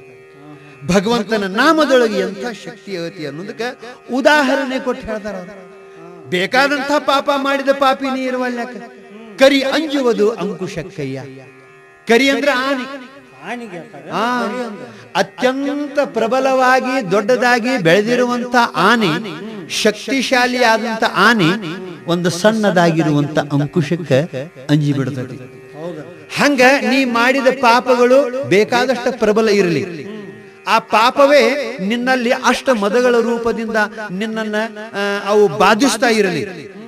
ಓಂ ನಮಃ ಶಿವಾಯ ಅನ್ನುವಂಥ ಒಂದು ಅಂಕುಶ ನಿನ್ನಲ್ಲಿ ಇತ್ತು ಅಂತಂದ್ರೆ ಆ ಎಲ್ಲ ಪಾಪ ಪರಿಹಾರ ಆಗಿಬಿಡ್ತೈತಿ ಅಂತ ಹೇಳ್ತಾರೆ. ಕರಿ ಅಂಜುವುದು ಅಂಕುಶಕ್ಕಯ್ಯ, ಗಿರಿ ಅಂಜುವುದು ವಜ್ರಾಯುಧಕ್ಕಯ್ಯ. ಬೇಕಾದಂಥ ದೊಡ್ಡ ಪರ್ವತ ಐತಿ ಅಂದ್ರು ಪಡಿಗಲ್ಲಿನಿಂದ ಕೂಡಿದ ಪರ್ವತ ಐತೆ ಅಂದ್ರು. ಒಂದು ಸಣ್ಣದಾಗಿರುವಂತ ವಜ್ರಾಯುಧ ನೀವು ಅದ್ರ ಮ್ಯಾಲ ಹಾಕಿದ್ರಿ ಅಂತಂದ್ರ ಅದೆಲ್ಲ ಪುಡಿಯಾಗಿ ಹೋಗಿಬಿಡ್ತತಿ. ಹಂಗ ಪಾಪದ ಫಲರೂಪವಾಗಿ ಬೆಟ್ಟದಂತ ಕಷ್ಟಗಳು ನಿನ್ನ ಎದುರಿಗೆ ಬಂದು ಅಂತಂದ್ರೆ ಆವಾಗ ಓಂ ನಮಃ ಶಿವಾಯ ಅಂದು ಬಿಡು, ಲಾ ಇಲಾಹ ಇಲ್ಲಲ್ಲಾ ಅಂದು ಬಿಡು, ಓಂ ನಮೋ ನಾರಾಯಣ ಅನ್ನು, ನಿನ್ನ ಪಾಪ ಪರಿಹಾರ ಆಗಿ ಬಿಡ್ತತಿ. ಬೆಟ್ಟದಂತ ಕಷ್ಟಗಳು ಎಲ್ಲ ಬಯಲಾಗಿ ಹೋಗ್ತಾವ. ಹಂಗ ಮಾಡು. ಅದಕ್ಕೆ ಹೇಳಿರೋರು, ಕರಿ ಅಂಜುವುದು ಅಂಕುಶ ಕೈಯ, ಗಿರಿ ಅಂಜುವುದು ವಜ್ರಾಯುಧ ಕೈಯ, ತಮಂಧ ಅಂಜುವುದು ಜ್ಯೋತಿಗಯ್ಯ. ತಮಂಧ ಅಂತಂದ್ರೆ ಅತ್ಯಂತ ಗಾಢವಾಗಿರುವಂತ ಅಂಧಕಾರ, ಕತ್ತಲೆ. ಅಲ್ಲಿ ಸ್ವಲ್ಪ ಜ್ಯೋತಿ ಹಚ್ಚಿಬಿಡು, ಕತ್ತಲೆ ಹೋಗಿಬಿಡ್ತದೆ. ಹಂಗ ಬೇಕಾದಂತ ಕತ್ತಲ ಅತಿ ಅಂದ್ರೂ ಕೂಡ ನಿನ್ನ ಅಂತಃಕರಣದೊಳಗೆ ಅಲ್ಲಿ ನಾಮಸ್ಮರಣೆಯ ಜ್ಯೋತಿ ಹಚ್ಚಿಬಿಡು, ಅದೆಲ್ಲ ದೂರ ಆಗಿ ಬಿಡ್ತದೆ. ಕಾನನ ಅಂಜುವುದು ಬೇಗೆಗಯ್ಯ. ದಟ್ಟವಾಗಿ ಬೆಳೆದಂತ ಬೆಟ್ಟ, ಆ ಬೆಟ್ಟದೊಳಗೆ ಸ್ವಲ್ಪ ಕಿಡಿ ಬಿದ್ರೆ ಸಾಕು, ಎಲ್ಲ ಸುಟ್ಟು ಹೆಂಗ ಬೂದಿಯಾಗಿ ಹೋಗ್ತೈತೋ ಹಂಗ ಬೇಕಾದಷ್ಟ ಪಾಪ ಮಾಡಿದ ಪಾಪದ ಹೀನ ಸಂಸ್ಕಾರಗಳು ನಿನ್ನ ಅಂತಃಕರಣದಲ್ಲಿ ಅದಾವಂದ್ರು. ಒಂದು ಸ್ವಲ್ಪ ನಾಮಸ್ಮರಣೆಯ ಬೆಂಕಿ, ಓಂ ನಮಃ ಶಿವಾಯ ಅನ್ನುವ ಬೆಂಕಿ ನಿನ್ನ ಅಂತಃಕರಣದೊಳಗೆ ಬಿತ್ತು ಅಂತಂದ್ರೆ ಅದೆಲ್ಲ ಸುಟ್ಟು ಬೂದಿಯಾಗಿ ಹೋಗ್ತತಿ. ಅಷ್ಟೇ ಅಲ್ಲ, ಪಂಚ ಮಹಾಪಾತಕ ಅಂಜುವುದು ಕೂಡಲ ಸಂಗಮ ದೇವ ನಿನ್ನ ನಾಮಕ್ಕಯ್ಯ ಅಂತ ಹೇಳ್ತಾರು. ಅಂತ ಭಗವಂತನ ನಾಮವನ್ನು ನೆನೆದು ನೀ ಪಾಪವನ್ನು ಪರಿಹಾರ ಮಾಡ್ಕೋ. ಅತ್ಯಂತ ಸುಲಭವಾದ ಉಪಾಯ ಇದೆಲ್ಲ. ಹೌದ್ರಿ, ಇದು ಯಾವಾಗ ಅನ್ಬೇಕ್ರಿ? ಯಾವಾಗ ಅನ್ಬೇಕು? ನೀ ಕುಂತಾಗನ್ನು, ನಿಂತಾಗನ್ನು, ಮಲ್ಲಿಗೆ ಎದ್ದ ಬಳಿಕನ್ನು, ಮಲಗುವಾಗನ್ನು, ಉಣ್ಣುವಾಗನ್ನು, ಉಡುವಾಗನ್ನು, ಮಕ್ಕಳನ್ನ ಮುದ್ದಾಡಿಸುವಾಗನ್ನು. ಅದಕ್ಕೆ ಹೇಳ್ತಾರ ಮಹಾಲಿಂಗರಂಗರು, ಮಾತು ಮಾತಿಗೆ ಶಂಕರ, ಮಾತು ಮಾತಿಗೆ ಶಂಕರ. ಬೆಟ್ಟವನೇರುವಾಗ, ಕಾಲ್ಜಾರಿದಲ್ಲಿ ಥಟ್ಟನೆ ಬೀಳುವಾಗ, ಅಷ್ಟಭೋಗದಿ ನಿತ್ಯ ಲೋಲುಪ್ತಿ ಪಡೆಯುವಾಗ, ದಟ್ಟ ದಾರಿದ್ರ್ಯ ಬಂದಾಗಲು ಮನವೇ ಮಾತು ಮಾತಿಗೆ ಶಂಕರ ಅನ್ನು ಅಂತ ಹೇಳ್ತಾರೆ. ಹಂಗ ಅಂದಕ್ಯಾರೆ ಪಾಪ ಪರಿಹಾರ ಮಾಡ್ಕೋಪ ಮರಾಯ. ಹಂಗ ಮಾಡ್ಕೊಳಕ್ ಬರ್ತೈತಲ್ರಿ? ಅದಕ್ಕೆ ಒಂದು ನಿಯಮ ಹಾಕೋ. ಏನ್ರಿ? ನಿನಗ ಮಹಾತ್ಮರು ಹೇಳಿದ್ದು ಒಂದು ಗುಟ್ಟಿನ ಮಾತು ಹೇಳ್ತಾನೆ ಕೇಳು. ಹೇಳ್ರಿ, ಗುಟ್ಟಿನ ಮಾತು. ಅದನ್ನ ನೀ ದಿನಾಲು ಮಾಡ್ಕೊಂಡು ಹೋದೆ ಅಂದ್ರೆ ನೀವು ಉದ್ಧಾರಕ್ಕೆ. ಹೇಳ್ರಿ, ಅದೇನ್ರಿ? ನೀನು ಒಂದು ನಿಯಮ ಅಂತಂದ್ರೆ ಬೆಳಿಗ್ಗೆ ಎದ್ದು ಕೂಡಲೇ ಸ್ನಾನ ಮಾಡಿಕೊಂಡು ನಿನ್ನ ಮನ್ಯಾಗನ ಒಂದು ದೇವರ ಕೋಣೆ ಅಂತ ಇರ್ತೈತಿ, ದೇವರ ಕೋಲಿ ಅಂತ ಇರ್ತೈತಿ. ಆಯ್ತು ಬಿಡ್ರಿ, ನಮ್ಮಲ್ಲಿ ಆಯ್ತು. ಅಲ್ಲೇ ಸಮಾಧಾನ ಚಿತ್ತದಿಂದ ಒಂದು 10-15 ನಿಮಿಷ ಕುಂಡ್ರು. ಯಾವಾಗ್ರೆ? ಸ್ನಾನ ಆದ ಕೂಡಲೇ ಬೆಳಿಗ್ಗೆ ಒಂದು ನೇಮ ಹಾಕು. ಬೆಳಿಗ್ಗೆ ಎದ್ದು ಕೂಡಲೇ ಇದ ಮಾಡಿದ್ರೆ ಮಾಡ್ಲಾ? ಅಲ್ಲ, ಅದು ಮತ್ತ ಬೆಡ್ ಕಾಫಿ, ಪಾನ್ ಸುಪಾರಿ ಅದು ಮಾರಾಯ, ಅದನ್ನೆಲ್ಲ ಮಾಡಾಕೆ ಮೊದಲು ಈ ಒಂದು ನೇಮ ತಿಳ್ಕೊ. ಏನಪ್ಪ, ಅವೆಲ್ಲ ದುಶ್ಚಟಗಳಿಂದ ನೀನು ದೂರ ಇರಬೇಕಪ್ಪ. ಹಿರಿಯರು ಹೇಳಿಕೊಟ್ಟಂತ ನೇಮವನ್ನು ಪರಿಪಾಲಿಸಬೇಕಪ್ಪ. ಇದೇನು ಬಹಳ ದೊಡ್ಡ ಕೆಲಸ ಅಲ್ಲ. ಒಂದು 15 ನಿಮಿಷ ಅಷ್ಟ ನೀನು ಏಕಾಂತದೊಳಗೆ ಕೂತ್ಕೊಂಡು ಸಮಾಧಾನ ಚಿತ್ತದಿಂದ ಓಂ ನಮಃ ಶಿವಾಯ, ಓಂ ನಮಃ ಶಿವಾಯ,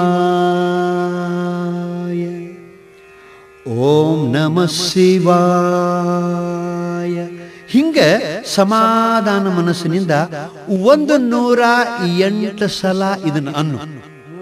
ಏನಪ್ಪ ಅಂದಿಕ್ಯಾರೆ ನಿನ್ನ ಮೈ ತುಂಬ ಅದನ್ನು ಊದಿಕೊಂಡು ಏನಪ್ಪ ಮೈ ತುಂಬ ಸವರಿಕೊಂಡು ಬಿಡು.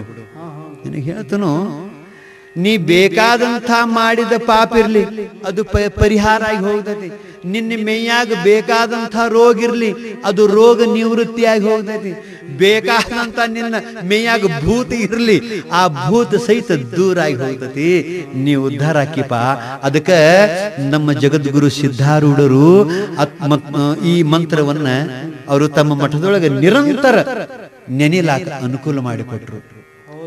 ಸಿದ್ಧಾರೂಢರು ಇದ್ದಾಗ ಏನು ಒಮ್ಮೆ ವೀಣಾ ಕೊಟ್ಟಿಕ್ಯಾರಿ ಓಂ ನಮಃ ಶಿವಾಯ ಅನಾಕ ಹಚ್ಚಾರು, ಅದು ರಾತ್ರಿ ಹಗಲಿ ಕಾಯಂ ಇಲ್ಲಿ ತನಕ ಅದು ಓಂ ನಮಃ ಶಿವಾಯ ಅಂತಾರೆ. ಇದು ಕೇಳಿದ್ರು ನಿನ್ನ ಪಾಪ ಪರಿಹಾರ, ಬಾಯಲ್ಲಿ ಅಂದ್ರು ನಿನ್ನ ಪಾಪ ಪರಿಹಾರ. ಅದರಂತೆ ನಮ್ಮ ಮುಗಳ ಕೊಡದ ಯಲ್ಲಾಲಿಂಗ ಮಹಾರಾಜರು ಅವರು ಕೂಡ ಈ ಓಂ ನಮಃ ಶಿವಾಯ ಅನ್ನುವಂತ ಮಂತ್ರಕ್ಕನ ಪ್ರಾಧಾನ್ಯತೆ ಕೊಟ್ರು. ನಿನಗೆ ಹೇಳ್ತಾನು, ಜಾತಿ ಮತ ಪಂಥಗಳ ಯಾವ ಭೇದ ಇಲ್ಲದೇನೆ ಆ ಎಲ್ಲ ಮಠಗಳಲ್ಲಿ ಜನ ಹೋಗ್ತಾರು, ಬರ್ತಾರು, ಉಣ್ತಾರು, ಓಂ ನಮ ಶಿವಾಯ ಅಂತಾರು, ದರ್ಶನ ಮಾಡ್ಕೋತಾರು, ಪವಿತ್ರ ಆಗಿ ಹೋಗ್ತಾರು.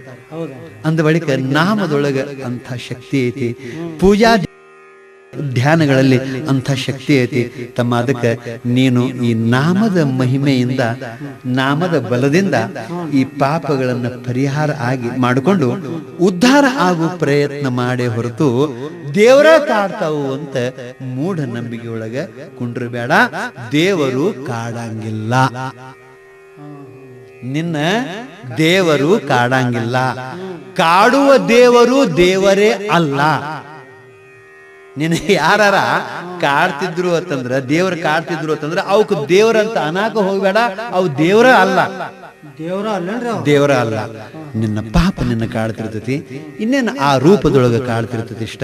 ಅದಕ್ಕೆ ದೇವರು ಕಾಡಂಗಿಲ್ಲ, ಕಾಡುವ ದೇವರು ದೇವರೇ ಅಲ್ಲ ಅನ್ನೋದನ್ನು ತಿಳ್ಕೊಂಡು ಓಂ ನಮ ಶಿವಾಯ ಅನ್ನುವಂಥ ಒಂದು ಮಂತ್ರದ ಬಲದಿಂದ ನೀನು ಉದ್ಧಾರ ಆಗಪ್ಪ. ಹಂಗ ಉದ್ಧಾರ ಆಗು ಸದ್ಬುದ್ಧಿ ಪರಮಾತ್ಮ ನನಗೂ ಕೊಡ್ಲಿ, ನಿನಗೂ ಕೊಡ್ಲಿ, ಎಲ್ಲರಿಗೂ ಕೊಡ್ಲಿ ಅಂತ ಹೇಳಿ ಆ ಭಗವಂತನಲ್ಲಿ ಪ್ರಾರ್ಥನೆ ಮಾಡಿ ಇವತ್ತಿನ ಚಿಂತನೆಯನ್ನು ಮುಗಿಸೋಣಪ್ಪ. ಏನೋ ಅಕಸ್ಮಾತ್ ಬಂದಿಪ್ಪ ಪುಣ್ಯ, ದೇವರಿಗೆ ಬಂದಿ ದೇವ್ರ ಕಾಡಂಗಿಲ್ಲ ಅನ್ನೋದನ್ನ ಸರಿಯಾಗಿ ತಿಳ್ಕೊಂಡು ಇನ್ನು ಮೇಲತ್ತರ ಒಟ್ಟು ನಿನಗೆ ಹೇಳ್ತಾನು, ಬುಡ್ಬುಡಿಕ್ಯಾರ ಮಾತು ನಂಬುದು ಬಿಡು, ಜ್ಯೋತಿಷಗಾರ ಮಾತ ಬಿಡು, ಮತ್ತೆ ಈ ಮೇಯಾಗ ದೇವರು ಬರ್ತಾವು ಹಂಗ ಹಿಂಗ ಅಂತ ತಿಳ್ಕೊಂಡಿಲ್ಲ, ಅವ್ರ ಮಾತು ಏನದಾವಲ್ಲ ಅವನು ಬಿಡು. ನೀನು ಸದ್ಗುರುವಿನ ಮಾತು ನಂಬು. ಈ ಬುಡ್ಬುಡಿಕೆ ಮಾತದು ಬಿಟ್ಟರೆ ಶ್ರೇಷ್ಠ ತತ್ವಜ್ಞಾನಿಯಾದಂಥ, ಅನುಭಾವಿಯಾದಂಥ, ಅಪರೋಕ್ಷ ಬ್ರಹ್ಮಜ್ಞಾನಿಯಾದಂಥ ಏನು ಮಹಾತ್ಮರು ಇರ್ತಾರಲ್ಲ, ಅವ್ರು ಯಾರೇ ಇರ್ಲಿ ಅವ್ರ ಪಾದಕ್ಕೆ ಬೀಳು, ಅವ್ರ ಕೃಪಾ ಪಡ್ಕೋ. ಅವ್ರು ನಿನಗ ಬರೀ ನೋಡಿದ್ರೆ ಸಾಕು ನೀ ಉದ್ಧಾರ ಆಗಿ ಹೋಗಿ. ಅವ್ರ ದೀಕ್ಷಾ ನೀ ಪಡ್ಕೊಂಡ್ರೆ ಸಾಕು ಉದ್ಧಾರ ಆಗಿ ಹೋಗಿ. ಅವ್ರ ವರದ ಹಸ್ತ ನಿನ್ನ ಮಸ್ತಕದ ಮೇಲೆ ಬಿದ್ರೆ ಸಾಕು ನೀ ಉದ್ಧಾರ ಆಕಿ. ಗುರುವಿನ ನಂಬು, ಇವ್ರು ಯಾರನ್ನೂ ನಂಬೇಡ. ಗುರು ಹೇಳಿಕೊಡುವಂತ ಮಹಾಮಂತ್ರವನ್ನು ನಂಬು, ಇನ್ನೇನೂ ನಂಬಬೇಡ. ಅದಕ್ಕೆ ನಮ್ಮ ಹಾಲಿಂಗರಂಗರು ಹೇಳಿರು, ನಂಬು ನಂಬ್ಯಲೋ ಮನುಜ ಗುರುಪಾದವ, ದಂಭಕ ಸಂಸಾರ ಬಾಧೆಯ ನಳಿದು ಈ ಕುಂಭಿಣಿಯಳು ಮುಕ್ತನಾಗಬೇಕಾದರೆ ನಂಬು ನಂಬ್ಯಲೋ ಮನುಜ ಗುರುಪಾದವ ಅಂತಂದರೆ ಗುರುವಿನ ನಂಬು, ಗುರು ಹೇಳಿಕೊಟ್ಟಂತ ಮಂತ್ರವನ್ನು ನಂಬು, ನಂಬಿ ಉದ್ಧಾರ ಆಗು. ನೋಡಪ್ಪ, ನೀನು ದೇವ್ರ ಕಾಡ್ತಾವು ಅಂತ ಹೇಳ್ತಿ. ಇಲ್ಲೇ ಒಬ್ರು ಮಹಾತ್ಮರು ಇಟ್ಟು ಚಂದ ಒಂದು ಪದ ಬರದಾರು, ಅದು ನಿನಗೆ ಬರೀ ಓದಿ ಹೇಳ್ತಾನೆ ಕೇಳಿ. ಅವ್ರು ಬರೀತಾರೆ, ಕಾಡುವುದಿಲ್ಲಯ್ಯ ದೇವರು ಕಾಡುವುದಿಲ್ಲಯ್ಯ, ಕಾಡುವ ದೇವರು ಬೇಡುವ ದೇವರು ದೇವರೇ ಸುಳ್ಳಯ್ಯ, ದೇವರು ಕಾಡುವುದಿಲ್ಲಯ್ಯ. ಕಣ್ಣುಗಳಿಂದ ಸೊನ್ನೆಯ ಮಾಡುತ್ತ ಪರಸ್ತ್ರೀಯರಿಗೆ ನಮ್ಮ ಯೋಗರು ಮಾಡ್ತಿರ್ತಾರೆ ನೋಡಿ ಇಲ್ಲ. ಅದಕ್ಕೆ ಕಣ್ಣುಗಳಿಂದ ಸೊನ್ನೆಯ ಮಾಡುತ್ತ ಅನ್ಯರ ದ್ರವ್ಯಕ್ಕೆ ಕನ್ನವ ಹಾಕುತ್ತ ಮಣ್ಣಿನ ಆಸೆ ಮನದೊಳು ತುಂಬಿ ಬಣ್ಣದ ಮಾತಲ್ಲಿ ಮೋಸವ ಮಾಡುತ್ತ ತಿನ್ನುವ ಮನುಜಗೆ ಪಾಪವೇ ಅವನಿಗೆ ಚೆನ್ನಾಗಿ ಕಾಡುವುದು.